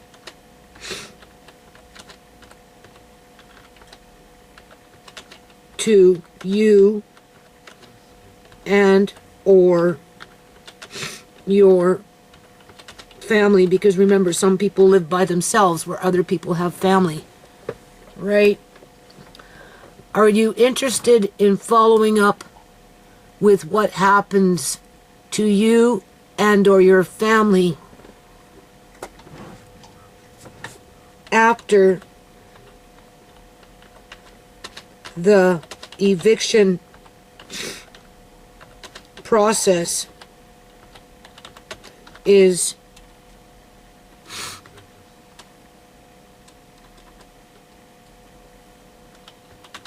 complete.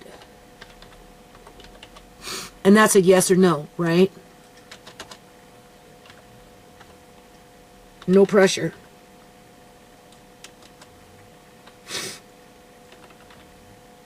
Okay. And then the next question would be, and I'll do them in caps. Oh, fuck. I should be doing them in caps right now. I'm wasting my time doing it twice if I don't. Yeah. I like it better in caps for me. I think so. Okay. Oh, I have to type that out again. Oh yeah, I gotta type all that shit out again. Okay, so let's get into caps. So we're just a little bit of brainstorming, and then I'll just finish it up. And I'm right. I don't know how many pages, 2-3 pages already, maybe, I don't know.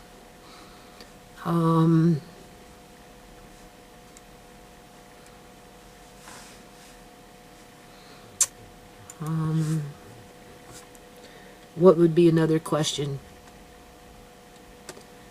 Okay. Are you interested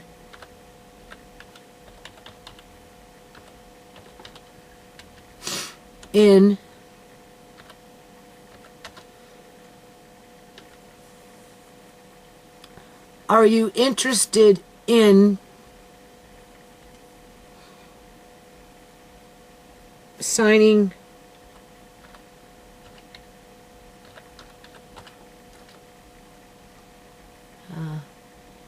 up? Are you interested in signing up to participate in a class action lawsuit against either the City of Surrey and or, because you have to take it to that level, and or the province of, I'm just going to put BC for now, right? Are you interested in signing up to participate in a class action lawsuit against the City of Surrey? Well, you don't need to say either. Just get rid of the word either. I'm just putting it out there, people. Okay? Against the City of Surrey and or. There I can put and or. The province of British Columbia, Canada.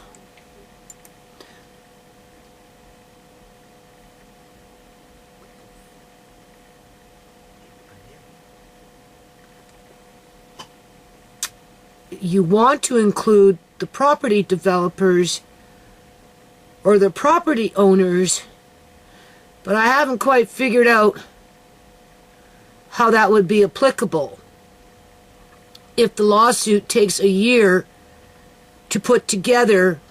The property owners and the property developers will be long gone by then. In terms of the buildings will be built, things will be, names will be changed, they'll sell off this and somebody will buy it, it will be new, right? I don't know, like, I'm not a corporate lawyer. I'm just trying to get people to think and let them know that they have at least a chance to maybe do something, right? Are you interested in signing up to participate in a class action lawsuit against the City of Surrey and or the province of British Columbia, Canada? Okay? Are you interested? Now, but you can't let the property developers... Andre, shut up! Don't start!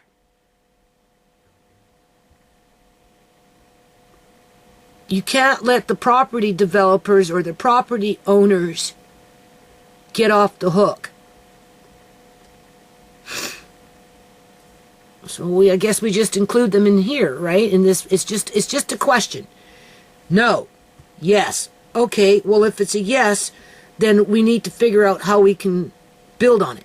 If it's a no, and everybody says no, because they're all shaking in their boots, and they don't want to be gang-stalked any more than they're already being gang-stalked, because that's the only thing that would prevent them from wanting to do something as their asses are being thrown out onto the street with no place to go, would be because of fear. That would be the only thing that would stop them from fucking trying to do anything like that. They would be afraid of the punishment from the abusive people that do this shit. As gang stalkers and a collected group of criminals. Are you interested in signing up to participate in a class action lawsuit against... How about we just put property owners? If you are a property developer, you own the property, correct? So let's put property owners. Let's see if that works.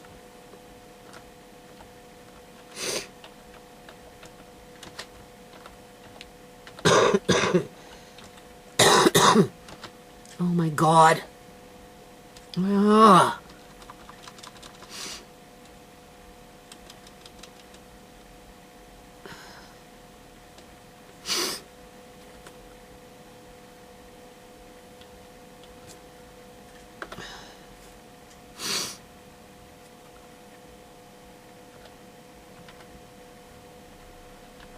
Property owners, the guys who are developing that duplex and that other little house, that corner that they turned into a temporary parking lot. They are a registered corporation where somebody in that corporation, which is a bunch of fucking numbers and nothing more than numbers the last time I checked, somebody in there owns that property for the purpose to develop it.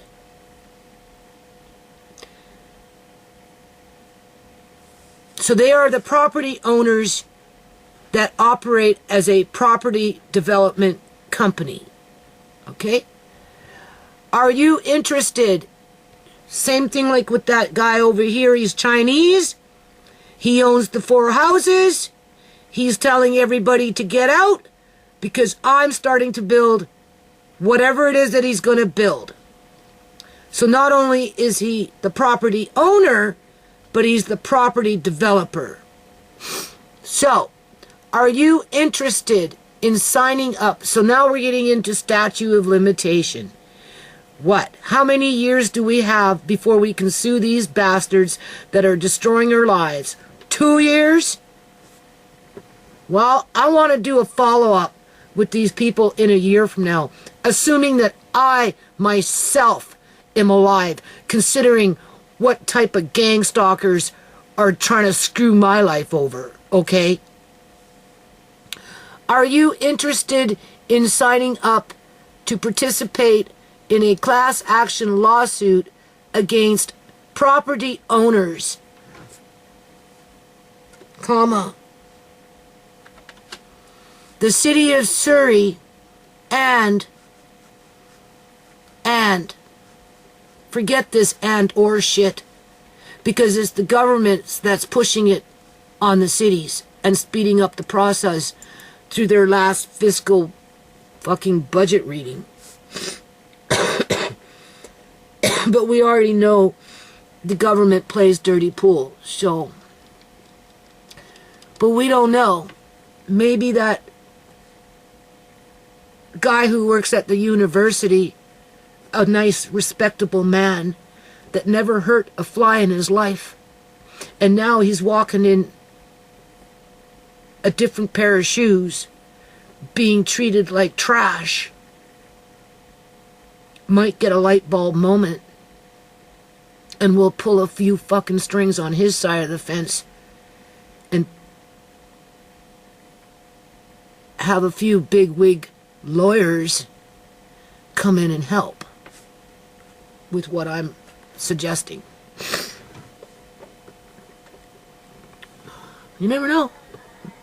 It might take somebody like that to know somebody within his circle of friends that can be like, oh, well, you've done this, and you've gotten this far, but clearly you're not, able to take it to the next level because, there's no faking the funk now. We know you're completely blind, but you did a good job while you did have a little bit of eyesight, and we'll take it from here because we're dealing with tens of thousands of lives being destroyed, and unlike those scoundrels, we actually have some decency about ourselves, and we don't mind taking it to fucking court now that we've got over 100 people signed up for this class action lawsuit due to your efforts.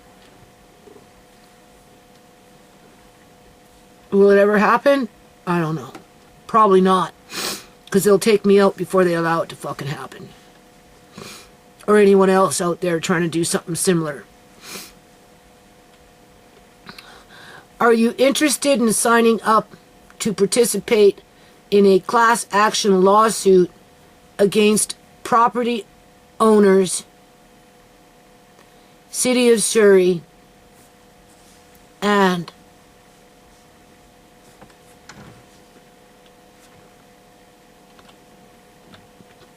the province of British Columbia, Canada? A simple yes or no. If everyone says no, well, then you're on your own. If people say yes, they don't know what they're saying yes to, they'll be like, well, what do you mean? I'll be like, well, we got to start somewhere. I know as much as you do. It's not like I know how to do it. I'm just not afraid to do it. But it would be nice if maybe you know somebody that can help us to do it. Because once people catch wind of what we're doing, there's going to be more people signing on to want to be a part of it. And it's not because they want money, people. They're not signing up because they want money. They want to save their freaking lives, for crying out loud. They don't want their families to be separated and become subject to God knows what people, okay? They don't want to lose their lives. They don't want to be sleeping in their cars crying the blues and then jump out and break their fucking hip because, who knows? The snow is on the ground. Because there's people right now being evicted out of their house because of this shit that's going on, facing the snow. Couch surfing at a friend's house, temporarily, with no affordable housing in sight, as they're losing everything. Well, the Punjabis are saying, well, we told you you weren't going to have anything. We told you you weren't entitled to own anything. We told you to get rid of your shit before it happened because we told you it was going to happen. So don't come crying to us because you're trash now that we don't need you anymore. Because that's basically what it fucking boils down to. I'm sorry, boo-boo boils down to. Or that Chinese dude over there with my friend with her 76 years on this earth. Where's she going?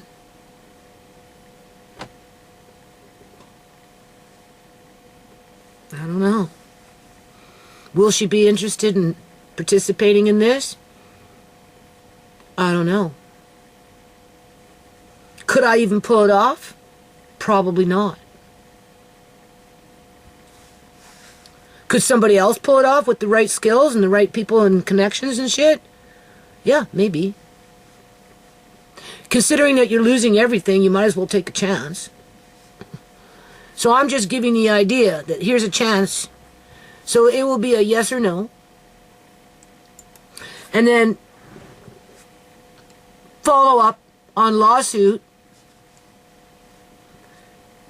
You know, I mean, like, this is where this is where the injury of Amari and the death of my daughters, mainly Shimei, when it comes to Amari, was done with intent through that gang stalking system to keep me housebound and locked into a routine with a disabled child with very limited help, to take me away from going out in the community and being a community activist, for one thing, never mind maybe, you know, connecting with people that can actually make a lawsuit happen.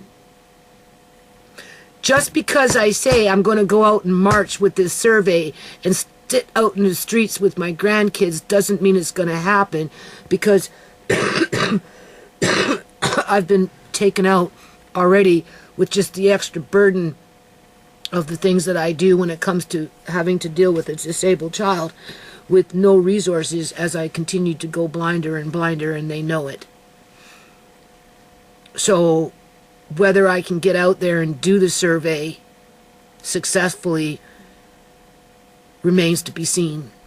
And that's why they do what they do, and that's why Amari is injured. And as to Shimei, well, she was targeted, and they used Julian to fucking his sister to take her out. And you know, we know about what happened after the fact, and with the body parts being taken and the teeth and all this other crap, and we know what happened to me. But what happened to me shouldn't prevent other people from having the opportunity to follow up with a lawsuit once they get it in their head that that's the right thing to do. Where some of them aren't even on that. They're on survival mode, scrambling, making mistakes. Haste makes mistakes. Losing everything, including their family members.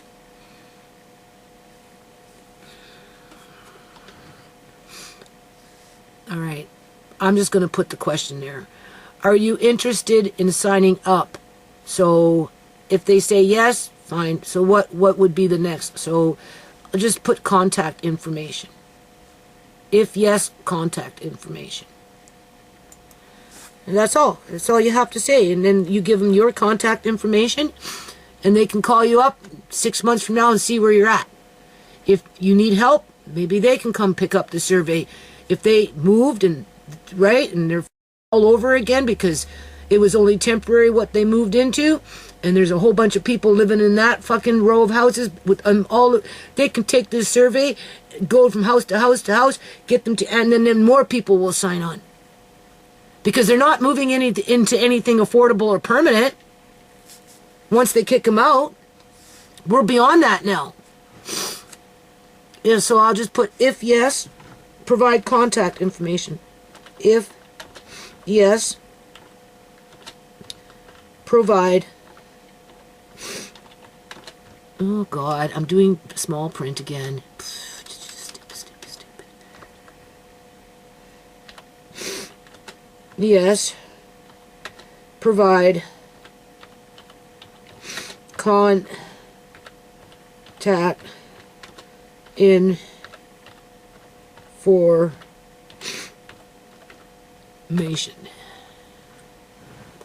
Now, this was all to do with being evicted.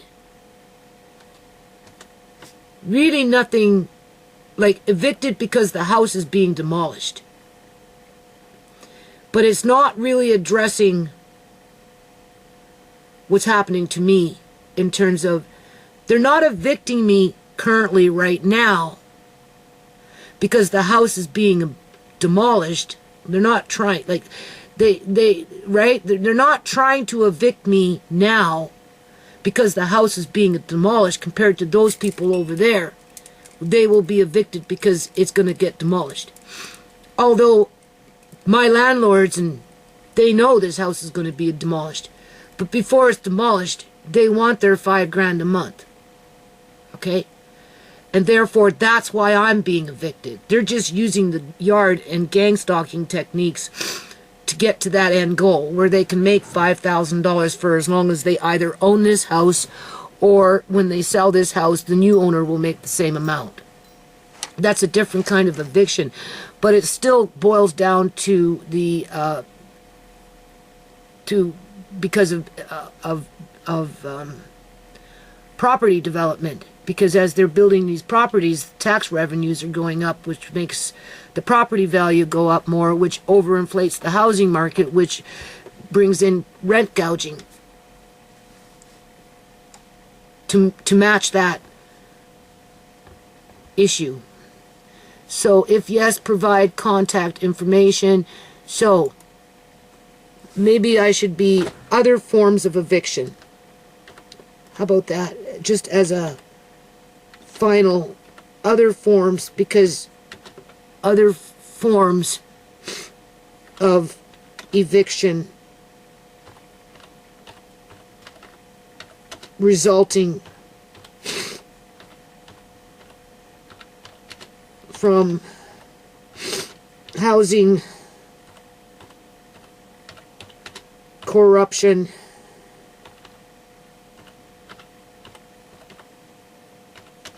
and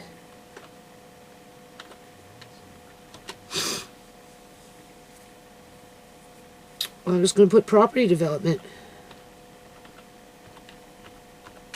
because that's what's fueling it.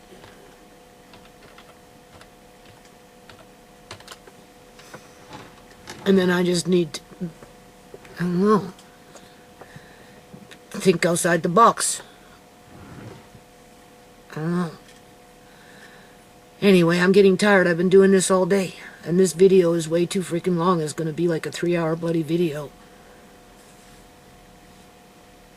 Other forms of eviction resulting from housing corruption and property development.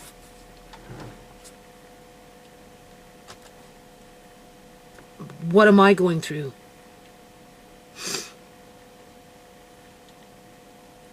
They want more rent. They're just not being honest about it because they're scoundrels. And they have to protect themselves in a court of law in an event that it should get there. So that's why they use the yard. How do you write that kind of a situation down so that if somebody else is facing it, they can relate with it? Because I'm not the only one, okay, that's going through this. Other forms of eviction resulting from housing corruption and property development. How do I say what I just said in less than a sentence where it makes sense?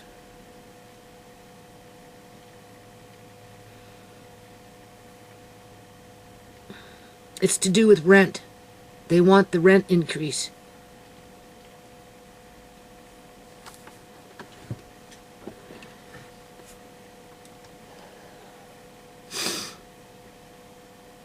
Just get the idea down, right? Rent increase by 100 to 200%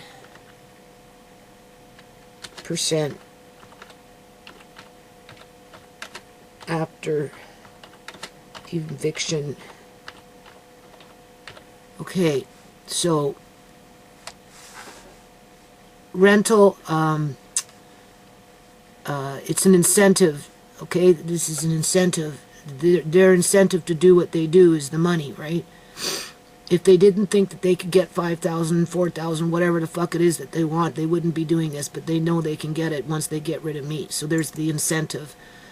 So Rent increased. Rent increase by 100 to 200% after eviction is the incentive. Is the incentive for the eviction. Right? That's right. That's what's okay. It's not the fucking yard. This yard is just the excuse. We already know that they've been gang stalking me with it and running their energy weapons and using it as a tool to manipulate me and put me into slave labor and to, you know, improve their property value and just the whole 9 yards, okay? All right, so rent increased by 100 to 200% after eviction is the incentive for the eviction. Those people over there are not being kicked out because the landlord wants to increase the rent. No, he's kicking out them because he wants to tear down the houses and build. Where my landlords want to kick me out because they want more rent until they can either sell the house and make money to a property developer, or, well, yeah, that's what will happen. They will sell it to a property developer. Once these guys are done building whatever they're building, they're going to buy, okay? And then they go through the process of fast-tracking these applications into city. But in the meantime, you're looking at 3 to maybe 5 years, right, before this place will get torn down, based on the fact that the economy, one, is kind of slowed down, so nobody really wants to buy. Never mind, they still have to follow through with what they're already building. So even if somebody was to buy this place tomorrow and then go to City Hall the next day and put an application in to tear down the houses, it would still take a few years. But they don't want $2,150 a month in rent. They want $4,000 to $5,000 a month in rent, with every year going higher and higher as they do the paperwork in City Hall. And that's why they want to evict me, right? Yeah, because they want their $5,000. They want their $36,000 a month extra in rent for the next umpteen years. And that's why they're being so vicious about it, people. Rent increase by 100, well, I'm going to put it up to 300%, man. 21, yeah. Because in another year or two, they can get $6,000. So we'll just put between 100 to 200% after eviction is the incentive for the eviction.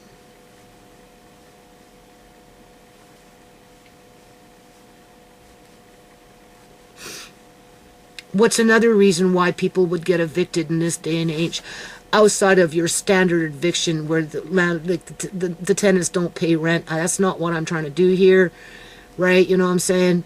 These are law-abiding citizens, right? You know, not going out of their way to hurt anybody, and they're all victims to this process. My situation is a little different, but it's still related to what's going on. So other people are facing what I'm facing, and that's why these guys got a fucking playbook, and they're deep in bed with the cities that allow this shit to happen and participate in gang stalking activities to make it happen. Okay, so I'm gonna just end this video now, I suppose, and versus getting, you know, I did a lot today. And so versus getting all bent out of shape and feeling like I didn't accomplish anything and that maybe I'm being foolish and I'm already hearing it. You're just wasting your time. You're never going to win. Nobody cares, right? Just get on with your life and go do something happy. Be happy or whatever, or what, you're useless and You know, it doesn't make sense, and right? And you're just asking for trouble. You're just making these people mad at you, where they're going to come and gang stalk you and hurt you some more. Why would you do that, right? But I think I did a pretty good job considering. And it honestly, it doesn't look that long. I don't know how many pages it is. Maybe 3 so far. Yeah, it doesn't really look that long because I really condensed it down. Mind you, I have to expand on those further ones down, right? And if it gets people thinking, make them feel that somebody actually cares and took the time to give them a chance to express themselves.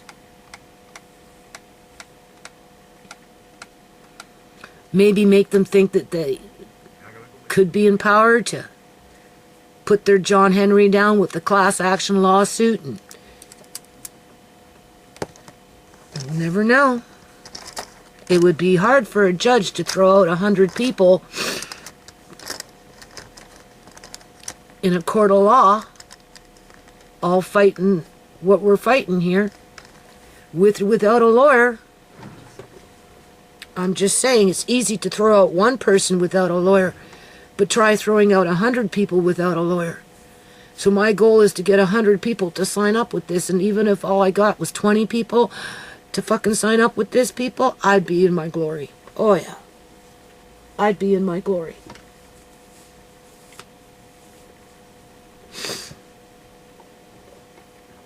Do I expect to win? No. Because I've been beat down too much. I've been, you know, I'm that abused bitch that has learned their place in life and just, well, kind of learned their place in life, but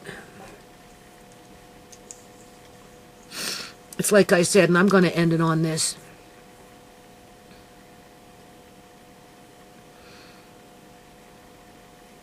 My landlord, Mr. Gill, seems to think that we shared a past life. I mentioned it already.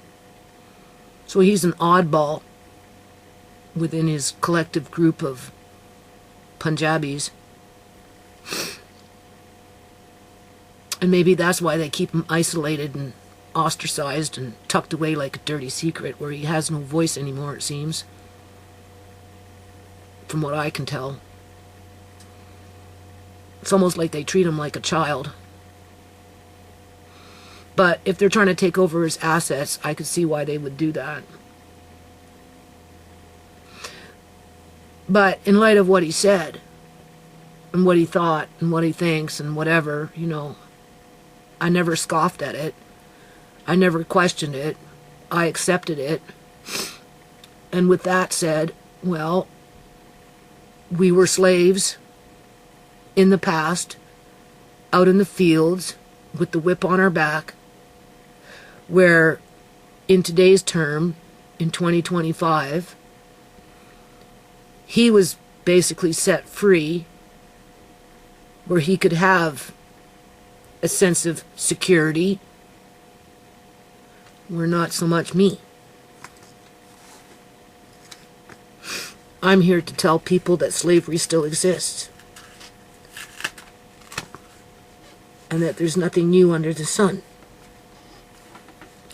And for the ones that want to go on screaming that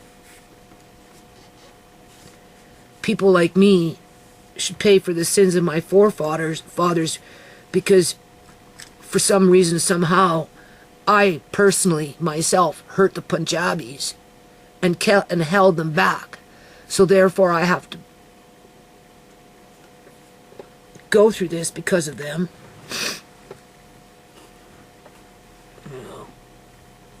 He was set free. I was not, because I'm here to remind people that slavery still exists. And that's what I'm fighting against, is slavery.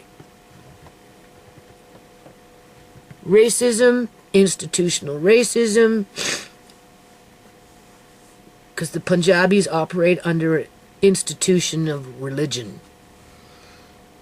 But don't forget the Chinese and whoever else. So it's not always just about the Punjabis, right? But in this situation, oh, there you go. Maybe I should ask that question. Maybe I should ask that question. How I'd word it in there, I don't know. But I'm just going to write it down so I don't forget to try and squeeze it in.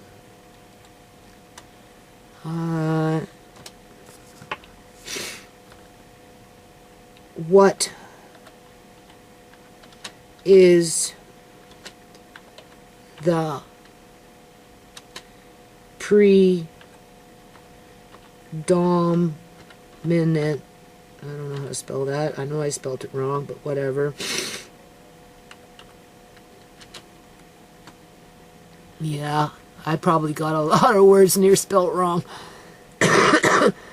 Not showing me predominant.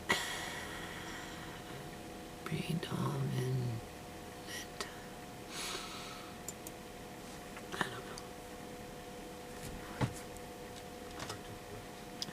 What is the predominant ethnic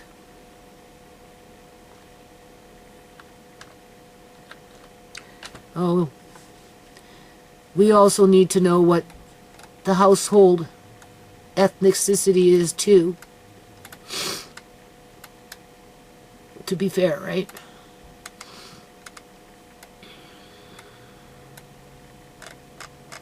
I would think.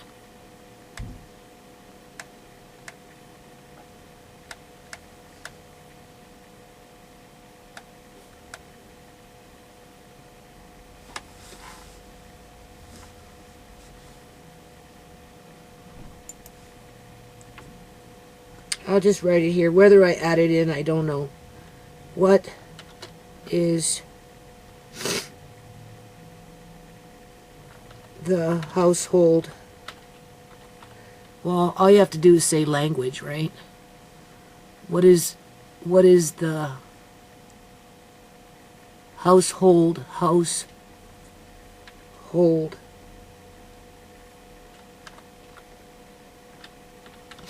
main language?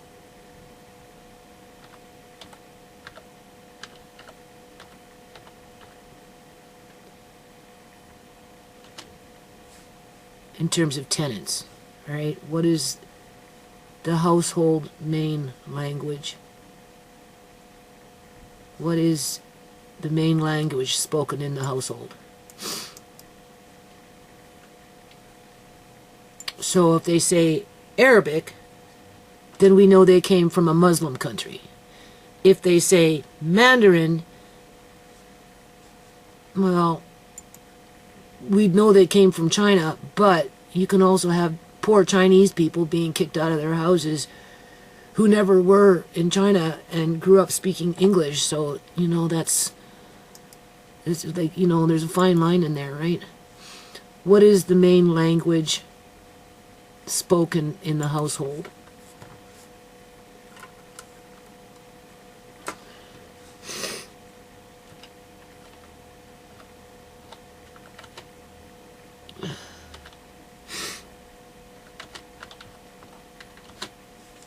Okay, what is the main language spoken in the household?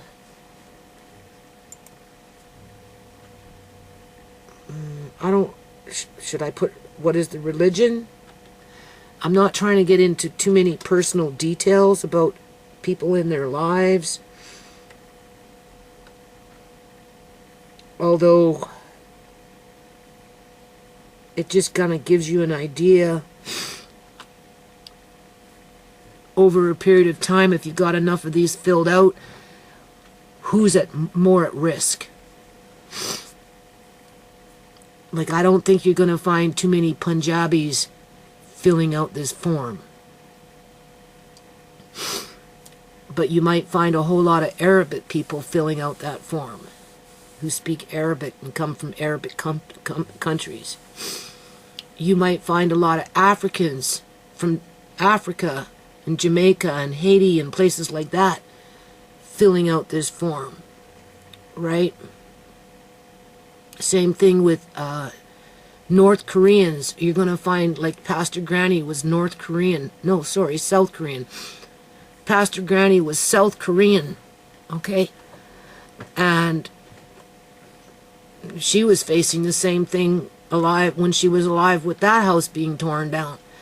And she was working with poor South Koreans who, many of them are probably renters, facing the same problem, which would be, you know, speaking Korean, right?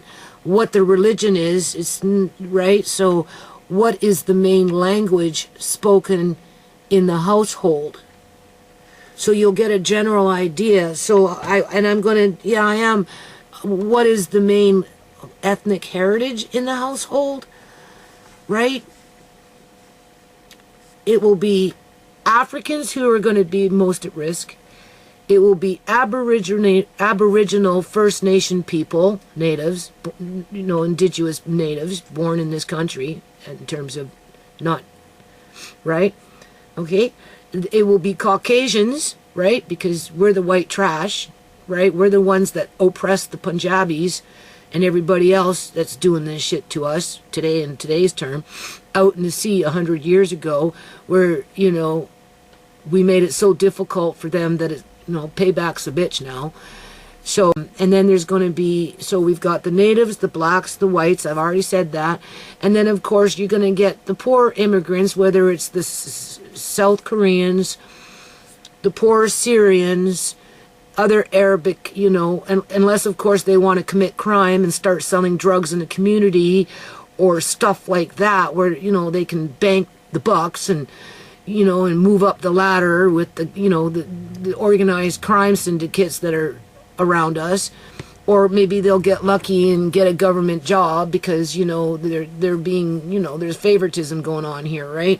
Maybe they're not qualified, but they'll be plugged in just because of the city services, you know, putting them into a city position because, you know, it's part of the agreement that they had with the province that they would help find employment for them.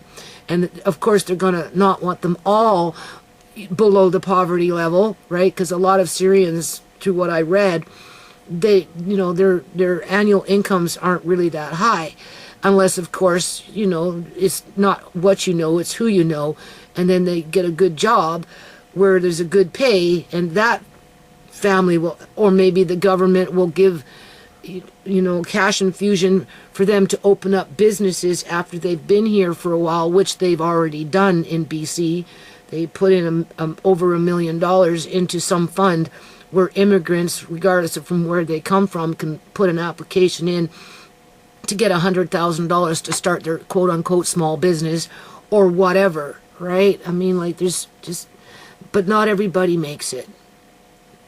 Elizabeth Manor, with those people, a modge podge of everybody, the South Koreans, the freaking Syrians, the Arabic people, the black people, the elderly people, the natives, the whites, the everybody. It was a modge podge of everybody crying to the city, don't kick us out, don't tear down the building, because we're all facing homelessness. All of us. That's why they were there. And the city did it anyway. So everybody is at risk below that caste system. What is the main language spoken in the household?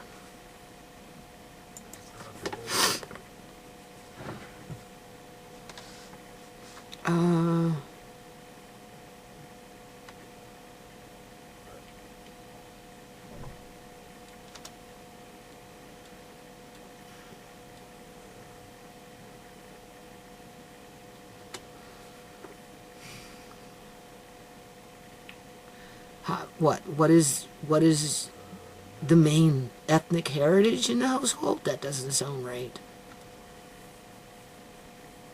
What is your race? Sounds abrasive.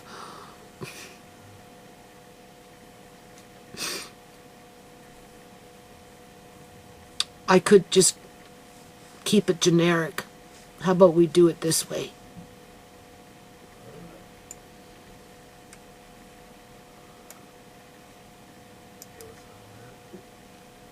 maybe I'll find a better way of saying it or not, but I could do it this way. In terms of, I just want a general idea. I could do origin of country. There's an idea. Yeah, what is your origin of country?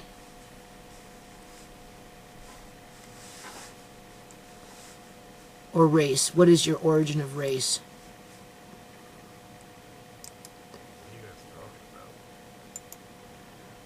What is the second language? I'll put what is the second language spoken in the household. They will either tell me and write it down, or they'll say none. Right?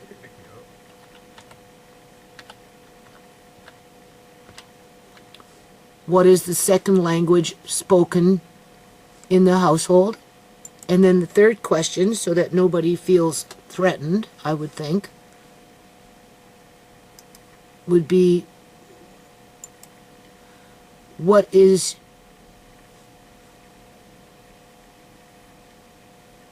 the main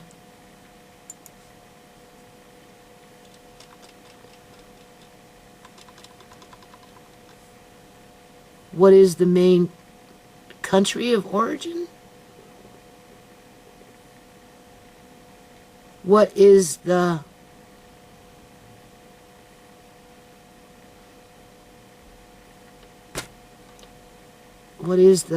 main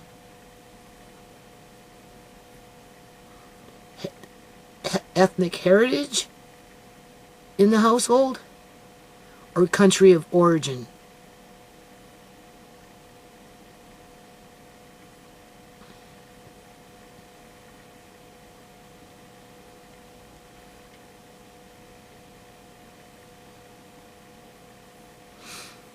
I don't know.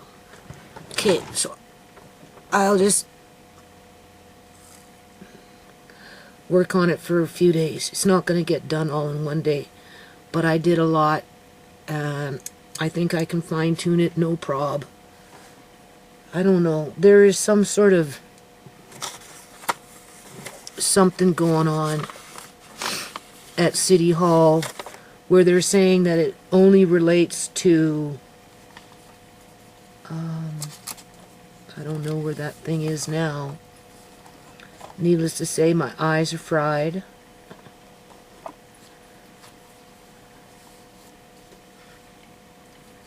Yeah. This computer is hard on my eyes. Anything's hard on my eyes these days.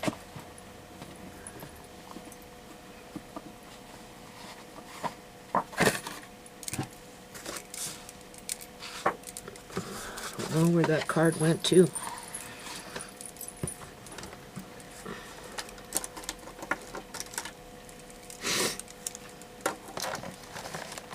I already lost it. Yeah.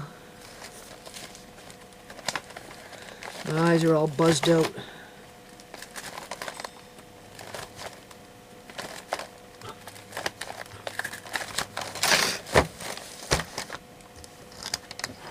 Yep.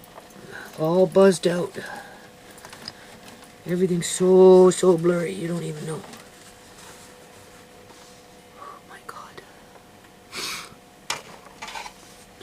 I'll see if I can find it, but they're having some sort of little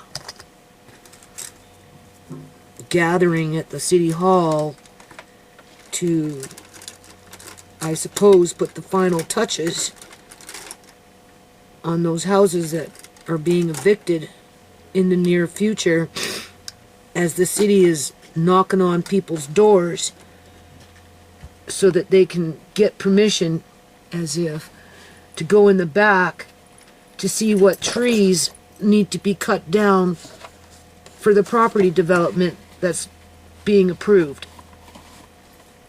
So it's already in the works. Yeah.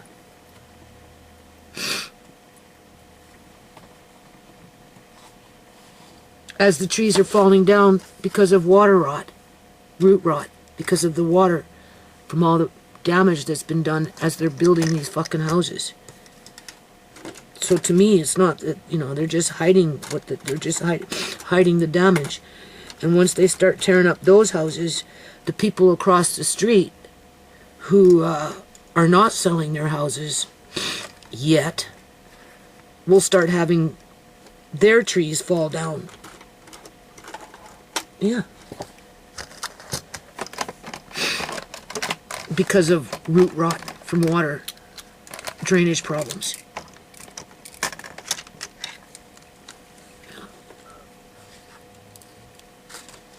I don't know where that card went to.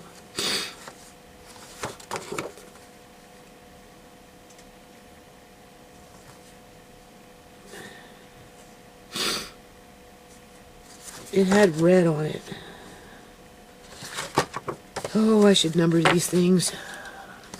Anyway.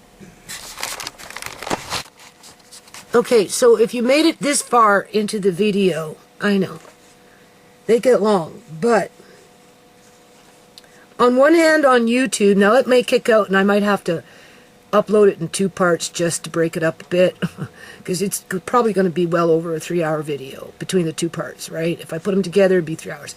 This camera may kick out because it can only handle so much recording time. I did find that card, which to me, it actually came in late. Okay, came in late. The meeting at City Hall was on February 10th, 2025 at 7 p.m. View the live stream at Surrey. Now, even if I was to try and tap into that live stream, because it's over now, whatever little live stream that they left up, if they left up anything from this particular meeting, will be edited. And if there's something in there that they don't like, they will take it out. Like when I went to that City Hall meeting in regards to that corner duplex being torn down, and I called the city on with the illegal organ harvesting and the gang stalking and just whatever, they didn't have it on their little live stream after the fact, okay? The only reason I got it freaking documented as to what I was saying was because I was recording it while at City Hall through my camcorder. Alright, which they told me eventually to turn off. But besides that point. So, I think this is just I read it. Now, I'm not very good at this stuff, people. They're only addressing 4 properties at this point for, I don't know, to rezone it. I thought it was already rezoned. Notice is hereby given that the proposed rezoning bylaw. Okay, don't ever think that this is easy, because it's not, especially when you're going blind, and it somewhat speeds up the process. But it's a do or die situation, like I said, people. So, being that the camera cut off because the SD card got full again, I'm going to have to more than likely break up this video into 1 or 2 or 3, well, I don't think, you know, I mean, I could run a 3-hour video, or I can do an hour and a half, because I think it goes for about an hour and a half until the SD card fills up, and then whatever's left over in terms of this. So it might be a 3-part video, or it might be a 2-part video. Either or, let's pick up where we left off. So basically, I'm reading this card that I got late, as far as I know. I don't remember when I got it, I just know I did. And it is noticed, is hereby given that the proposed rezoning bylaw, Surrey Official Community Plan Bylaw, 2013 number, yada yada, amendment bylaw, quiet Andre, 2025. Andre, can I just talk, please? Number blah blah blah. So I don't know. Obviously they're taking it from 2013 to 2025. So something's being amended in there. Surrey Comprehensive Development Zone 279, CD 279, bylaw 2025, number yada yada, and Surrey Zoning Bylaw 1993, right? So that goes as far back as 1993, number yada yada, Amendment Bylaw 2025, number yada yada, will be read for the first time by the City of Surrey Council at the council meeting on February 10th of 2025. Now, within the last year and a bit, the province of British Columbia, Canada, fast-tracked the development of these box housing units, right? So that the cities can pass these applications as they're going in faster, not because they're filling them up faster, unless of course they're filling them up with immigrants being subsidized by governments, or it's the foreign investor that's buying them and they're sitting empty, maybe like that building over there with the 55 and older, where probably a good 2/3 to 3/4 of the building is still empty since 2020, 2021, when it was completed. However, that building, in combination with the duplex and the other building that was just recently ripped out of the ground and turned into a parking lot, has contributed to the land being compromised, where these particular houses are situated, where mature trees are rotting at the root from water saturation, as water is pooling into the properties and altering the landscape, where the trees are dying from water rot with the roots, right? Root water rot, and falling and destroying structures.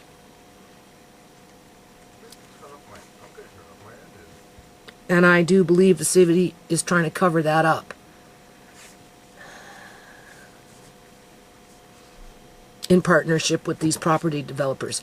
Now, like, I ain't gonna rush this because this is the end of this long ass video. As I was putting the videos onto the computer to clear it out so I could talk to you some more, like, I'm like thinking all the time, and I'm like, okay, so we know that we have to take the City of Surrey to court. And nothing against, quote unquote, the City of Surrey personally. It's just we happen to live in the City of Surrey, so that would be our enemy, I guess you could say. Right? We're at war with the City of Surrey as tenants being evicted from our houses with no affordable housing or recourse to find a safe location to move to. I mean, if I lived in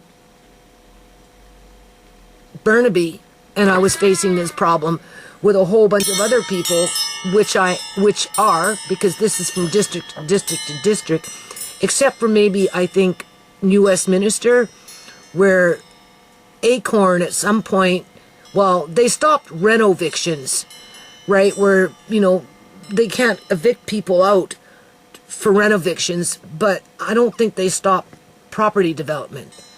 I'm not sure. All I know is most districts are on this bandwagon because it's big bucks, and because the province has fast-tracked it, it gives them more incentive to do what they do regardless of who they hurt. So with that said, I'm like, well, who would you file a lawsuit against if you were able to do that? Whether you do it as a single person fighting for your life, or whether you do it as a class action lawsuit with 20 to 100 individuals fighting for their lives, who would you take to court first? Well, ultimately, it would lay in the province's lap. So you'd put the province first. Under what ministry? I don't know. We do have a housing ministry, but I'm not really too sure how it's connected to the general population outside of maybe subsidized housing or something like that for lower income people, not so much for people above a certain income. You know what I'm saying? Except for maybe now with what they're trying to do with these schemes that they got going with these investment buildings, right? Because that's basically what it is. Or to house the immigrants that they're bringing in for whatever purpose, right? Because it's certainly not for the local residents. It's not, people. And then it would be the city from where the people in the lawsuit, whether it's a singular person or a group of people, are or were located. Because even if they get evicted from their housing and a year goes by until the lawsuit is finally written and they live in a different district and their lives have deteriorated greatly because of this corruption that we're dealing with, they can still represent themselves in that lawsuit even though they don't live there anymore because the house was tore down. Hello? Hello?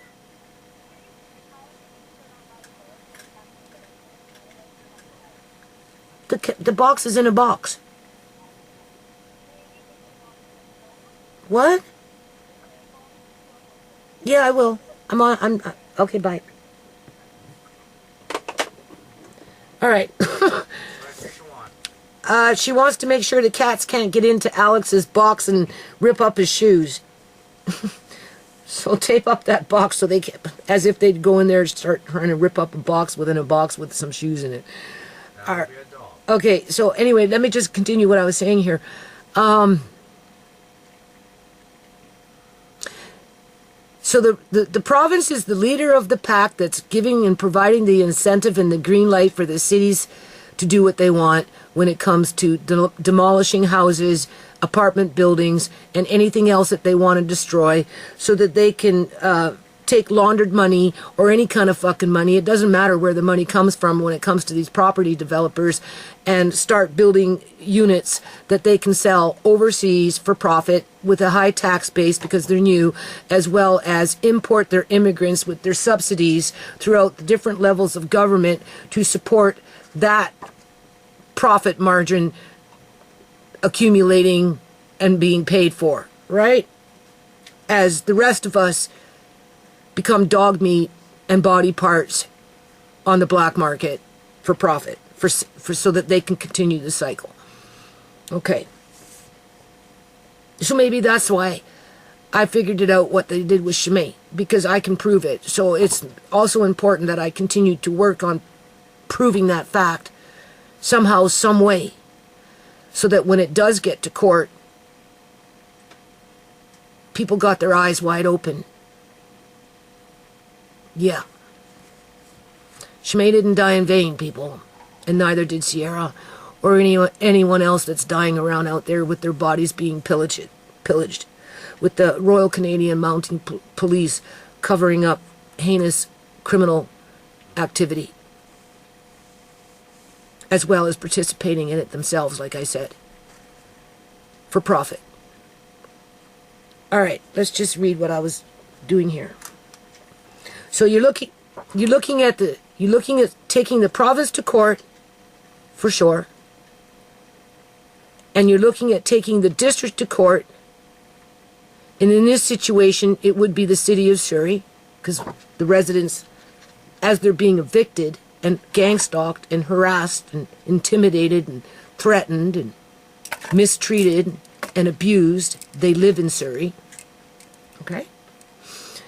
In regards to the property development, well, with me thinking just recently, like in the last 15 minutes doing what I've been doing as I'm doing it, I'm like, well, okay, you got a different band of property developers over here that are fucking Punjabis with a whole bunch of numbers as a corporation. And they consider themselves to be small fries in the game of property development, even though they turned their lot that they were going to build something on, that was the whole purpose of tearing down the houses, into a temporary parking lot, so that I guess their workers can go work at the building down the road over here, which is the companion building to that building over there. Okay? So they're not even building a building, and they're the small fries. So they must be making money on renting out their lot temporarily as a parking lot, so that building down there can be finished. All right? Not to mention what people are doing when they're parking out on the roads. Okay, so all right. And then, so they're the Punjabis over there with a corporation with a bunch of numbers, unless they change their name.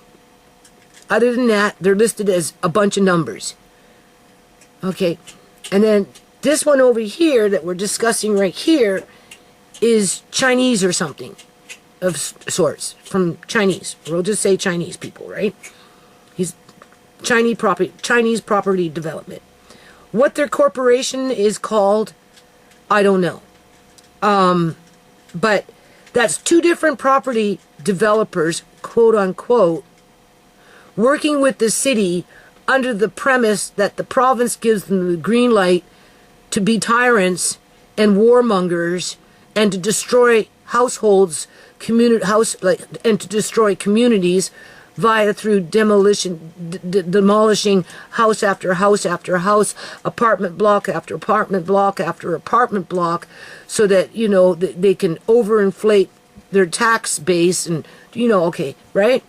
So filing a lawsuit, when you file a lawsuit, everybody gets a copy. So if we add in, let's just say I'm successful at writing a lawsuit in a year from now, where 20 other people wanted to join me and list it as a class action lawsuit based on principle of our lives and our families' lives being completely destroyed and disrupted, which could very well result in injury, harm, for sure, that's a given. Injury, more than likely, it's already happening, it's been happening, and death, which has happened for me, and I'm sure other people that are faced with this situation. So, now I'm not being evicted because of property development per se. So we can't really use me as an example. What they want is the $5,000 a month. They want the $36,000, $40,000 extra in rent on top of what they're already getting, only because they can. Because nothing stops them from being corrupt, except tenants who don't move. And that's why we become gang stalked and all this other crap. All right. Now, these people over here, if they wanted to sign on to the lawsuit after, like, before they get kicked out, or even after, for that matter, we'll just say that company, as a property developing company, is called Yan, because he's Chinese. So that's the Yan Corporation. Fast forward a year ahead, and now we're ready to file the lawsuit, but everybody's been vacated from that property a year ago, who more than likely will still be owned, who will still be owned by the Yan Corporation, maybe, right? Taking them to court for what the province and the city is doing to allow them to do what they do doesn't make sense in terms of why waste the extra paper in multiples, because you'd have to take that corporation, the Yan Corporation, to court under that lawsuit in combination with the province and the city, as well as that Punjabi corporation with a whole bunch of numbers to court at the same time within a year after everything's hit the fan and lives have been ruined. And then, of course, whatever's buying up these property or over or wherever, those ones that are already okay, you're looking at a whole bunch of different corporations that may or may not exist in a year after they destroyed a countless number of lives. And in court, the only thing that they would say is, we only did what the government allowed us to do. It's not our fault. Because everybody's passing the buck. So in that situation, I wouldn't think about taking the quote-unquote property development as a corporation to court under the lawsuit as I would the province and the district. Where the corporation as a property developer comes in would be as hostile witnesses. Right? Wouldn't that make sense? Whether the corporation continues to exist or not. Because after they kick everybody out, tear all the houses down, start building, whether they complete the building or not, they can sell the company to somebody else to offload anything that's lurking in the background as a potential lawsuit to something. Or maybe they just went bankrupt and had to sell. Who knows? Liquidate their assets as a company because of the whatever. The point is there's no guarantee that whoever is owning these properties over here that are going to be demolished very soon will exist in a year from now. And it's too easy for them to say, we only did what we could under the confines of the law. So therefore, we're absolved of any harm and injury that we created for the tenants when we evicted them. Which is not true in the true sense of being evicted by tyrants and a criminal organization operating under a conspiracy that's connected to the Criminal Code of Canada for laundering money purposes or whatever, right? I mean, like... So I'm just thinking, like, you know, like... Because they're going to say, well, who would you sue? Who would you file the lawsuit against? Well, definitely the province, because they're the ones that fast-tracked it and gave the green light and is propping it up, right? And the city. And in this case, we live in Surrey, so it would have to be against the City of Surrey with a list of names of these corporations that are hiring themselves out as property developers as hostile witnesses to the acts of, and that's when you'd get into the Criminal Code of Canada and perhaps other legislation that is supposed to hold governments and those kind of people to account. But once you're in the courthouse, these judges, they take bribes and they throw shit out. But you can't let that stop you from not trying. You see, that's the thing.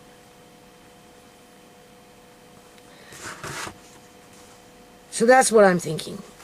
I'm thinking the property developers are going to get off scot-free because you'd have to call each and every one of them as you come into contact with them. And that could get very expensive.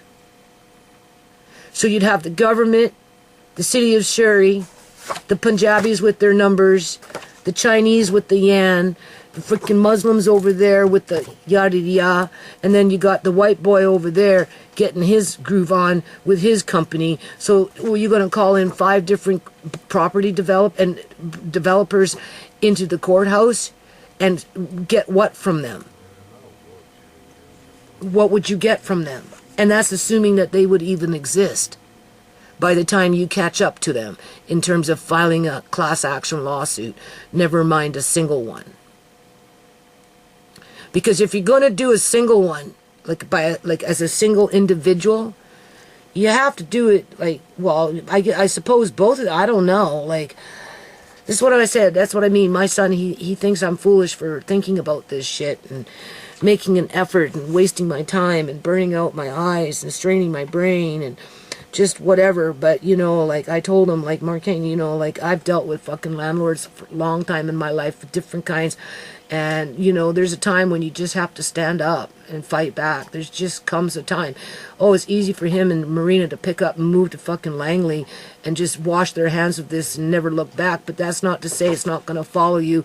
And whatever you got going on in Langley, you won't be facing the same situation because the province already made it so that Langley can do whatever the hell they want to do without any fucking consequences around it, no matter how many lives they destroy. And then what, you're going to move to Chilliwack and find the same problem there? Oh, I know, you're going to end up buying a house even though you can't afford to buy a fucking house, because all the property owners out here, like the Punjabis and the Chinese and whoever own the majority of the fucking properties, they've outpriced you, so good luck. Like, who do you think you're fooling? Right? The only way you're going to be able to buy anything in fucking BC is if you leave the province. Better yet, leave the stupid country. And people like me and my grandkids are still dog meat, basically. Body parts on demand. All right. So that's what I was thinking. So now we're going to read this. And then I'm going to show you some Google pictures. Andre, shut up. I'm going to show you some Google pictures, and that will be the end of this video. And then over the next week, I will work on the survey to the best of my ability. Print it out, see how many pages I get from it. I figure anywhere between 3 and 5, I suppose, because I'm giving them an opportunity to write if they want. And that's assuming anyone even wants to take the survey. Because most people, you know, they're not up for the fight. They're afraid. If they're not afraid, they're busy. And if they're not busy, they just can't be bothered because, I don't know. Anyway, I'm going to try. So it's debatable as to whether we should be calling in the property developers with the, we'll just say, class action lawsuit. We could, under a premise of conspiracy to, I don't know how I'd word it, and I'd have to look under more sections within the criminal code where you do an act on purpose to harm somebody to gain something from it. And it becomes a conspiracy, but it goes further than a conspiracy when it's enacted out through various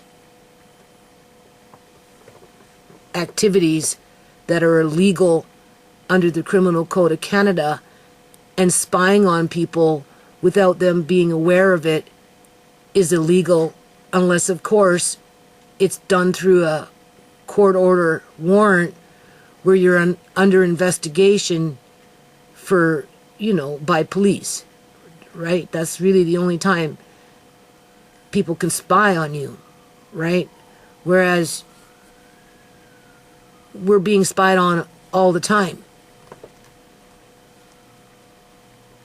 as well as having energy weapons projected at us to harm us, ultimately. Okay, I don't know if I can read this. Oh, God. In accordance with Section 454 of the Local Government Act. I wanted to look that up. I'm wondering if that's that new legislation that the province of British Columbia brought in to fast track what we're talking about here. Quiet. No public hearing is permitted for applications that are consistent with the official community plan and are primarily residential. I don't know what they're talking about there because I'm not familiar with this shit, but I'll look up that Local Government Act. It's probably a legislation of sorts that comes from the province, I would think. And then the official community plan would be something that maybe the city wrote out after 2018 through that housing thing that I read to compensate with what they're doing right now. Planning report, application number, yada yada yada. Location. And then they have 4 houses listed here, which one of them is my friend's house.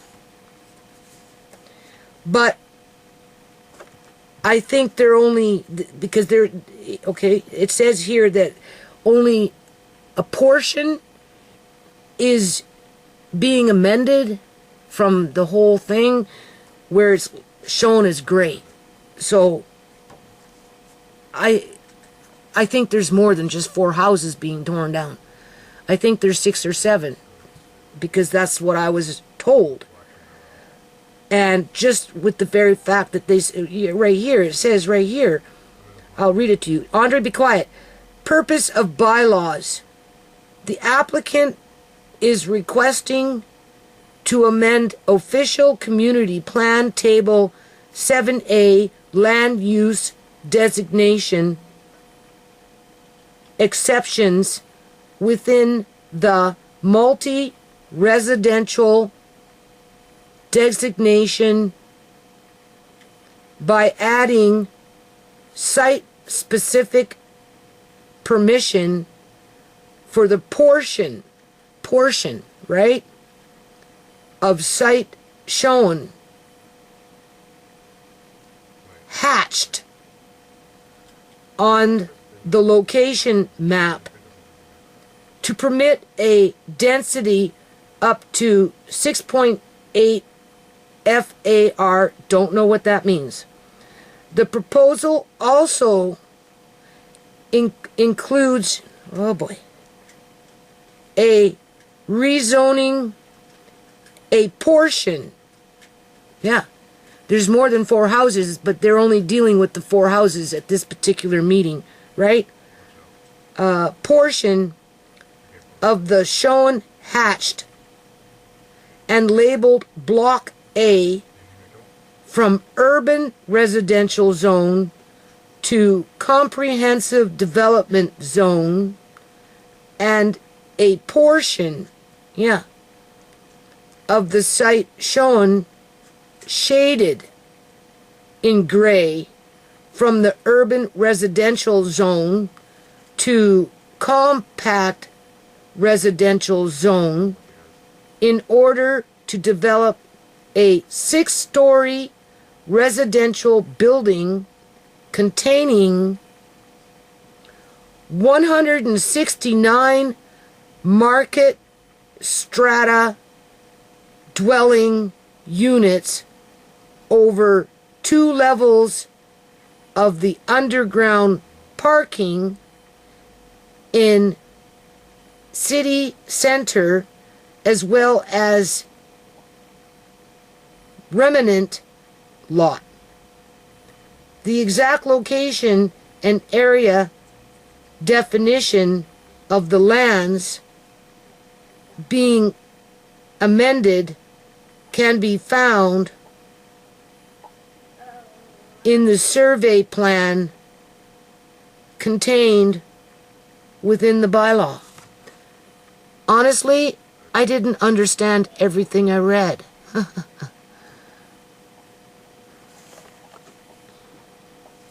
outside of they're looking to amend something in a partial kind of way on what they're planning to do as a whole, which will include more than just 4 houses.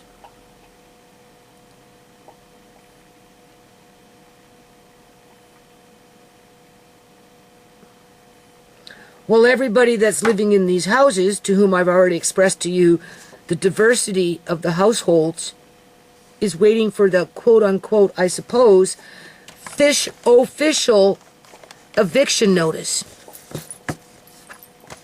where many of them will have no place to go because they can't afford it. Or they might not be able to find anything because it's just not there.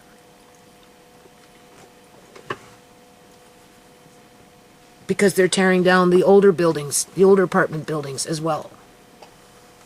One here, one there, you know, and they're starting to fast track it as well. So it becomes a do or die situation.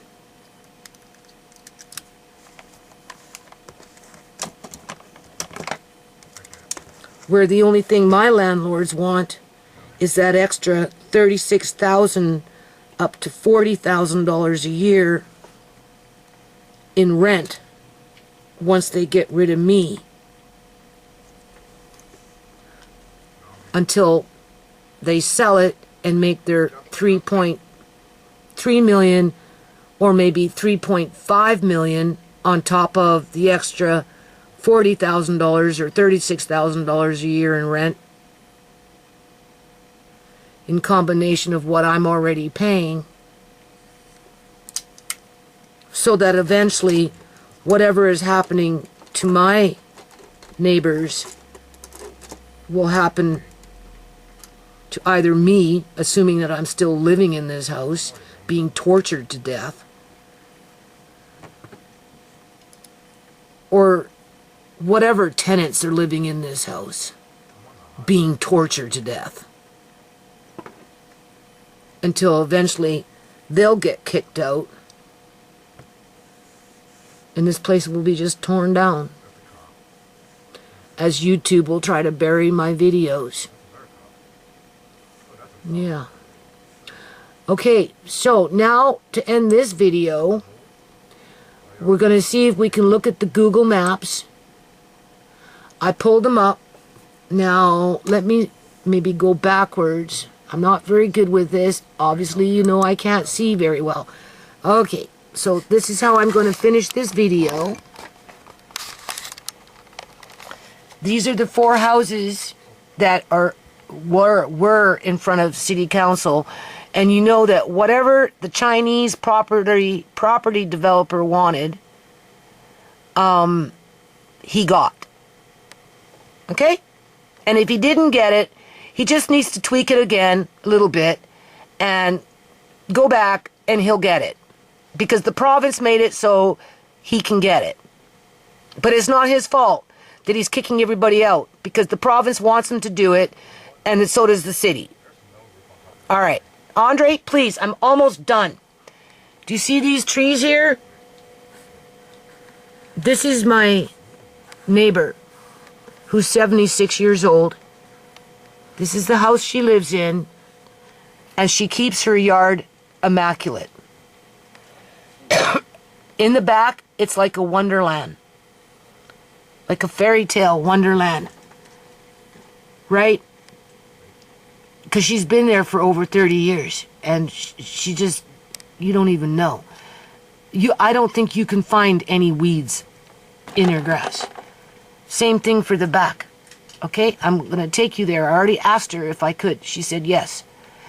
The problem is, do you see this little ugly looking building peeking its head up?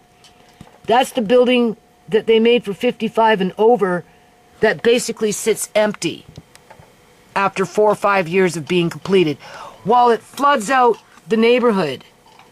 So that my friend, since this thing has been built, when they started ripping up the ground and started building it, In her backyard, she gets over a foot of water that pools and doesn't drain away, goes into her shed, fills it up by a foot, 2 feet high, depending on how heavy the rains are. And don't forget, when it rains, this building pumps out its carport in the basement, right? Because it has a drainage, it has water, it has a drainage problem. The water is pooling in the bottom of the basement where the cars are parked.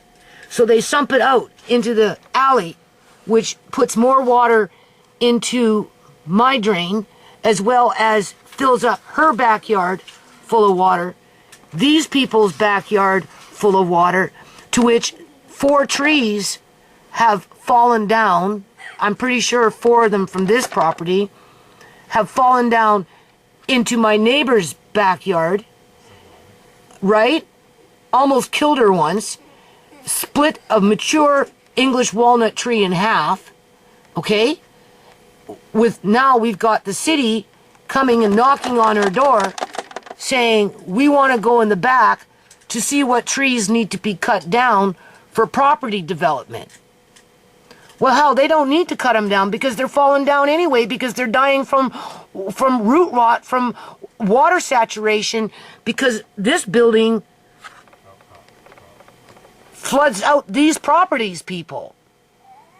So when I say, when they tear down this house, this house, this house, 4 to 7 houses all in a row,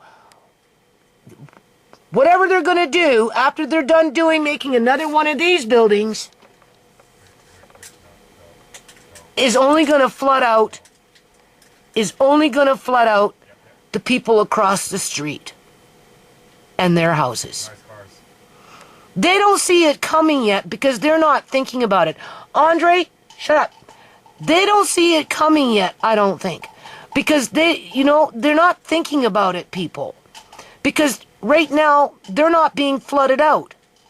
It's these properties that are being flooded out from this building that sits 3/4 empty.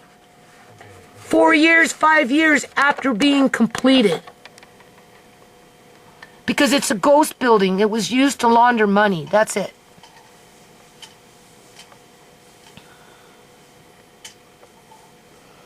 So, I think this is my neighbor's house. Gonna be gone. This is the next house to it. You can see. Look how nice. Everything nice and flat. Because we're on Google Maps. Well, this isn't Google Maps. This is redesign. It's called redesign. Okay? I don't know what it is.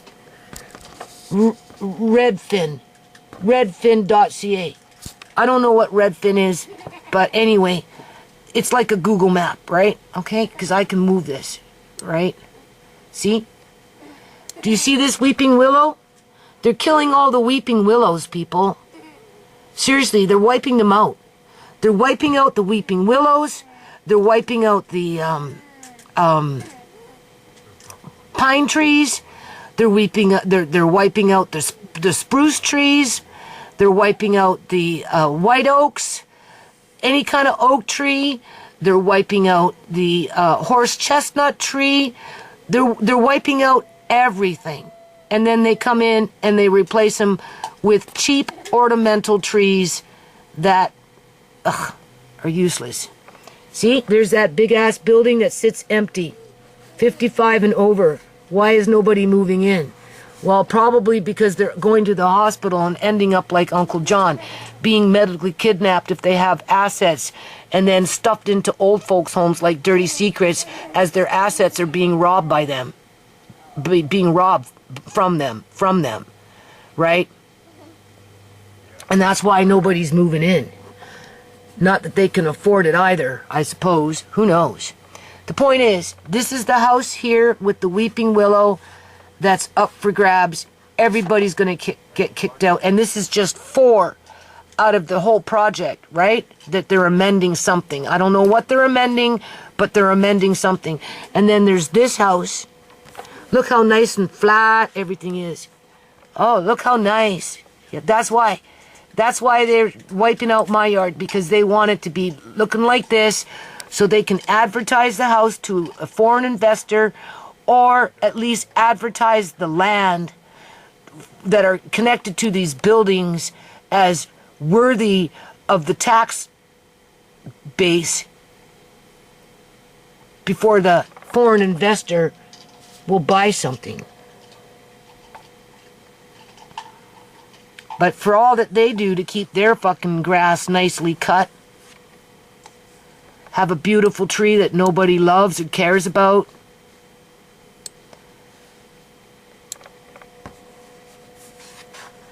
right? What did it get them? Nothing. It got them evicted, people. It got them evicted.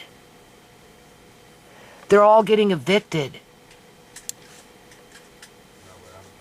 Yeah. They're all getting evicted. See, there's that weeping willow. Right?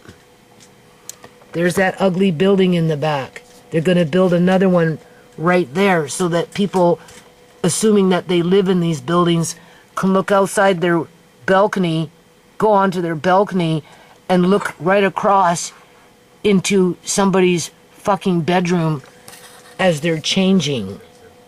All you have to do is sit in your bedroom with your curtain like this, with a camera that can zoom in, and you could be a peeping Tom. Because you're not even going to be, oh God, 100 feet away from your neighbor. After neighbor, after neighbor, after neighbor, so on and so on. 169 suites are being built on what we're talking about here. Back to that.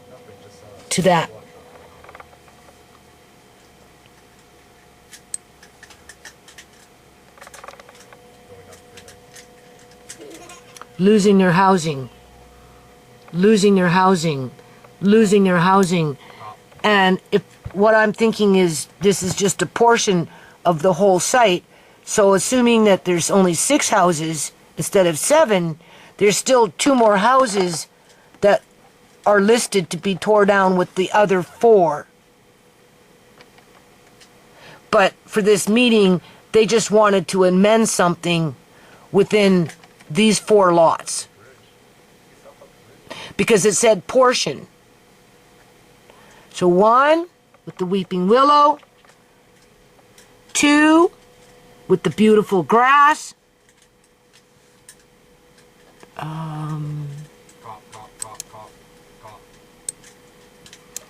3, see?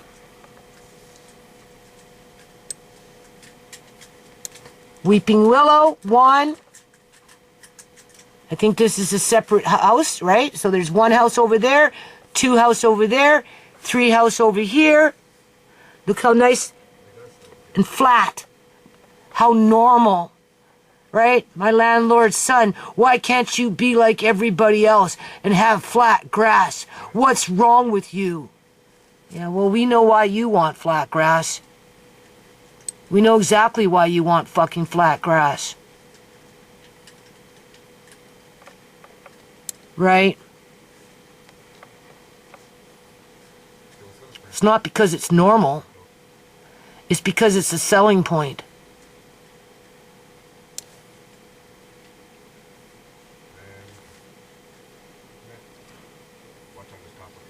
Let's see. Where's my neighbors? Right here. She planted those when, long time ago. But they don't care. She keeps her yard immaculate, but they don't care. They're trying to hide the fact that that building created a lot of water drainage problems that are killing trees and putting lives in jeopardy with the trees falling down just randomly. And once they tear up all this property all the way down to build another big-ass fucking building that may or may not have problems in the basement pooling up where they gotta pump it out just so they can cover their asses with their shit, right, that they caused with, in terms of doing. All that water is going to go onto this side of the road and ruin those properties little by little, surely by surely, and those people will be helpless to do anything about it. And because of where they're situated on this side, right behind them is called a green belt, which is a very small little piece of land where they try and, make it look like it's a green belt, right? It's just whatever. So these aren't really up for grabs for development anytime soon because they're so close to the ravine, the green belt. But they will be the next in line for that water drainage problem just to cross over and start flooding them out, killing their trees. Hell, you might even get trees with root rot. You might even get trees with root rot happening in the greenbelt area where those big ass trees start falling on these properties. But of course the city won't take no responsibility for that. Hell no. Hell no. They won't even acknowledge it, people. But it's happening. These people, look at their yard. They got a nice little white picket fence in there. They run their lights. They have rose bushes. They have planter pots. Oh, why can't you be like everybody else? Well, I don't know. Not everybody has flat grass, right? I'm just saying, they built themselves a little cottage over here. Whatever, I mean, like, the point is, people, is lives are getting ruined here. Hardcore. Definitely. So they're going to put a 6-story building in here with 169 suites, where none of these people that live in these houses will be able to afford it. Not that they'd want to live in it. And chances of them finding affordable housing compared to what they're paying right now, because the majority, I'm not going to say all, but the majority are long-time tenants like me, where they're being, well, they're not being forced out. They're being evicted.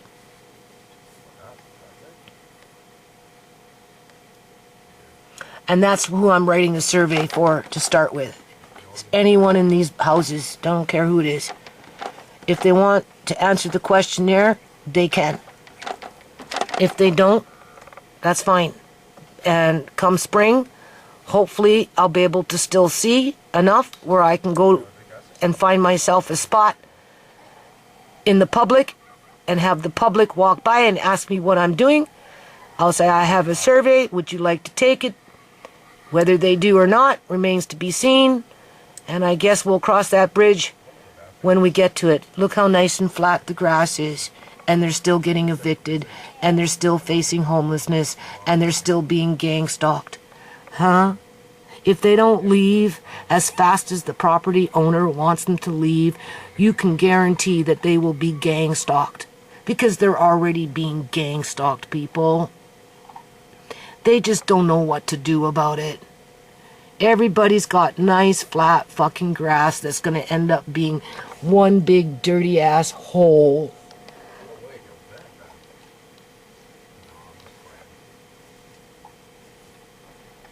Yeah. Now, with everything that I said, I've always said in the past, and I haven't said it for a very long time, but I'm going to say it now. Whatever the City of Surrey or any other district in the province of British Columbia, Canada is doing is creating the next generation of slums. Sooner or later, these Presto wood, plastic pipe, Mickey Mouse buildings that have basements that flood out before they're even fully completed are going to get old. It's a given the bugs are going to move in. It's a given the mice are going to move in. it's a given that shit's gonna happen and things are gonna break and who knows, and deteriorate, and the building itself is just gonna get old, and it will be old building decrepit. Think of the United States of America when the government built, I suppose, subsidized housing, which ended up becoming quote-unquote ghettos over a period of time to house people en masse. And of course those buildings deteriorated, yada-yada, as buildings do. And then eventually the government just decided to tear them all down because they were a nuisance and yada-yada. Displaced, but they were the ghetto. They were the ghettos for the longest time, people. At first when they were built, they weren't, I'm sure. But, you know, with age, with multiple units like that, a ghetto is a ghetto. Slums are the slums.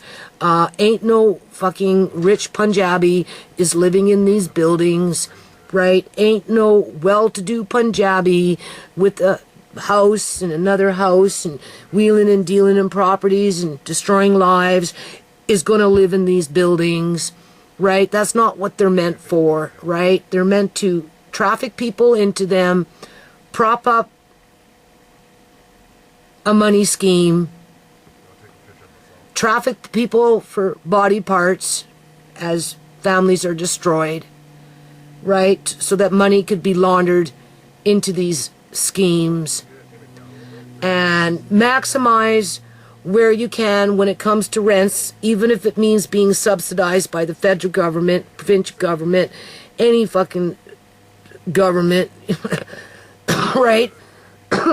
Or just have them sit as ghost buildings with those foreign investors that use it as a tax write-off, but still prop up the local taxes through overinflating the property values in general.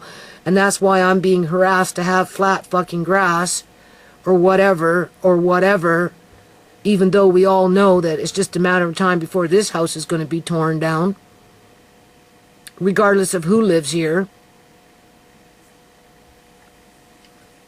Like, this is a sickness. So as I go about doing whatever I'm doing, all I need to do at this point when it comes to these property developers is to get the logistics on their corporation right, and just make a list as these are your hostile witnesses if you don't sue them along with the cities and the province, the city and the province. And that's assuming I even can get to that point. But I don't think I'm going to make it because my eyes are getting worse and worse and worse and worse. And that's what they're banking on. That's what they want. Because they know most people wouldn't go as far to even attempt to do what I'm doing.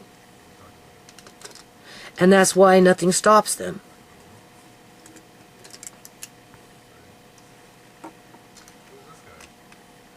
Right?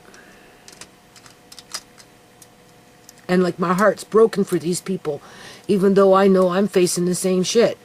My heart is broken for them and everybody that it's already happened to, and it's going to continue to happen.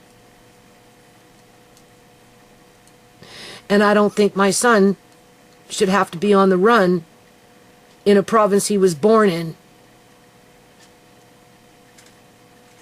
And that's basically what these individuals that do this shit have done. They put Canadian-born people on the run. Some of us from death. Like, I'm on the run so I don't die. Only I can't run anywhere, people. Right?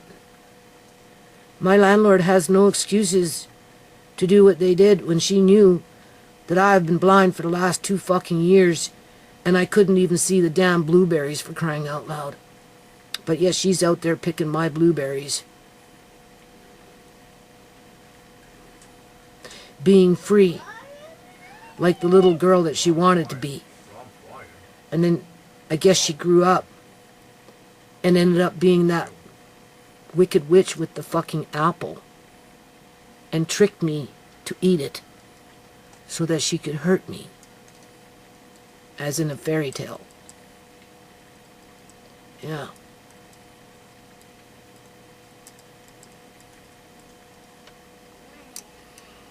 Or prick my finger with a spindle, because there's more than one wicked witch that's old and ugly.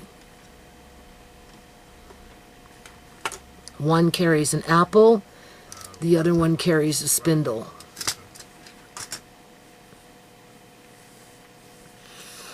And I'm sure there's a few more. Oh yes, then there's Hansel and Gretel with that old ugly looking witch. Oh, come inside, don't worry. I'll help you, and then lock them up into a cage to fatten them up and eat them. Yeah.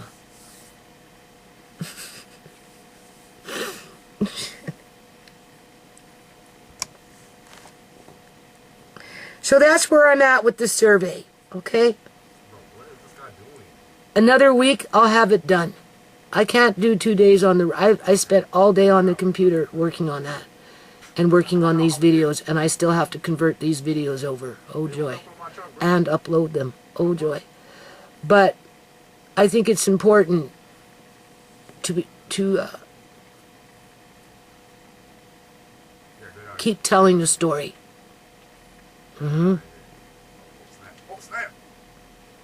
Yeah.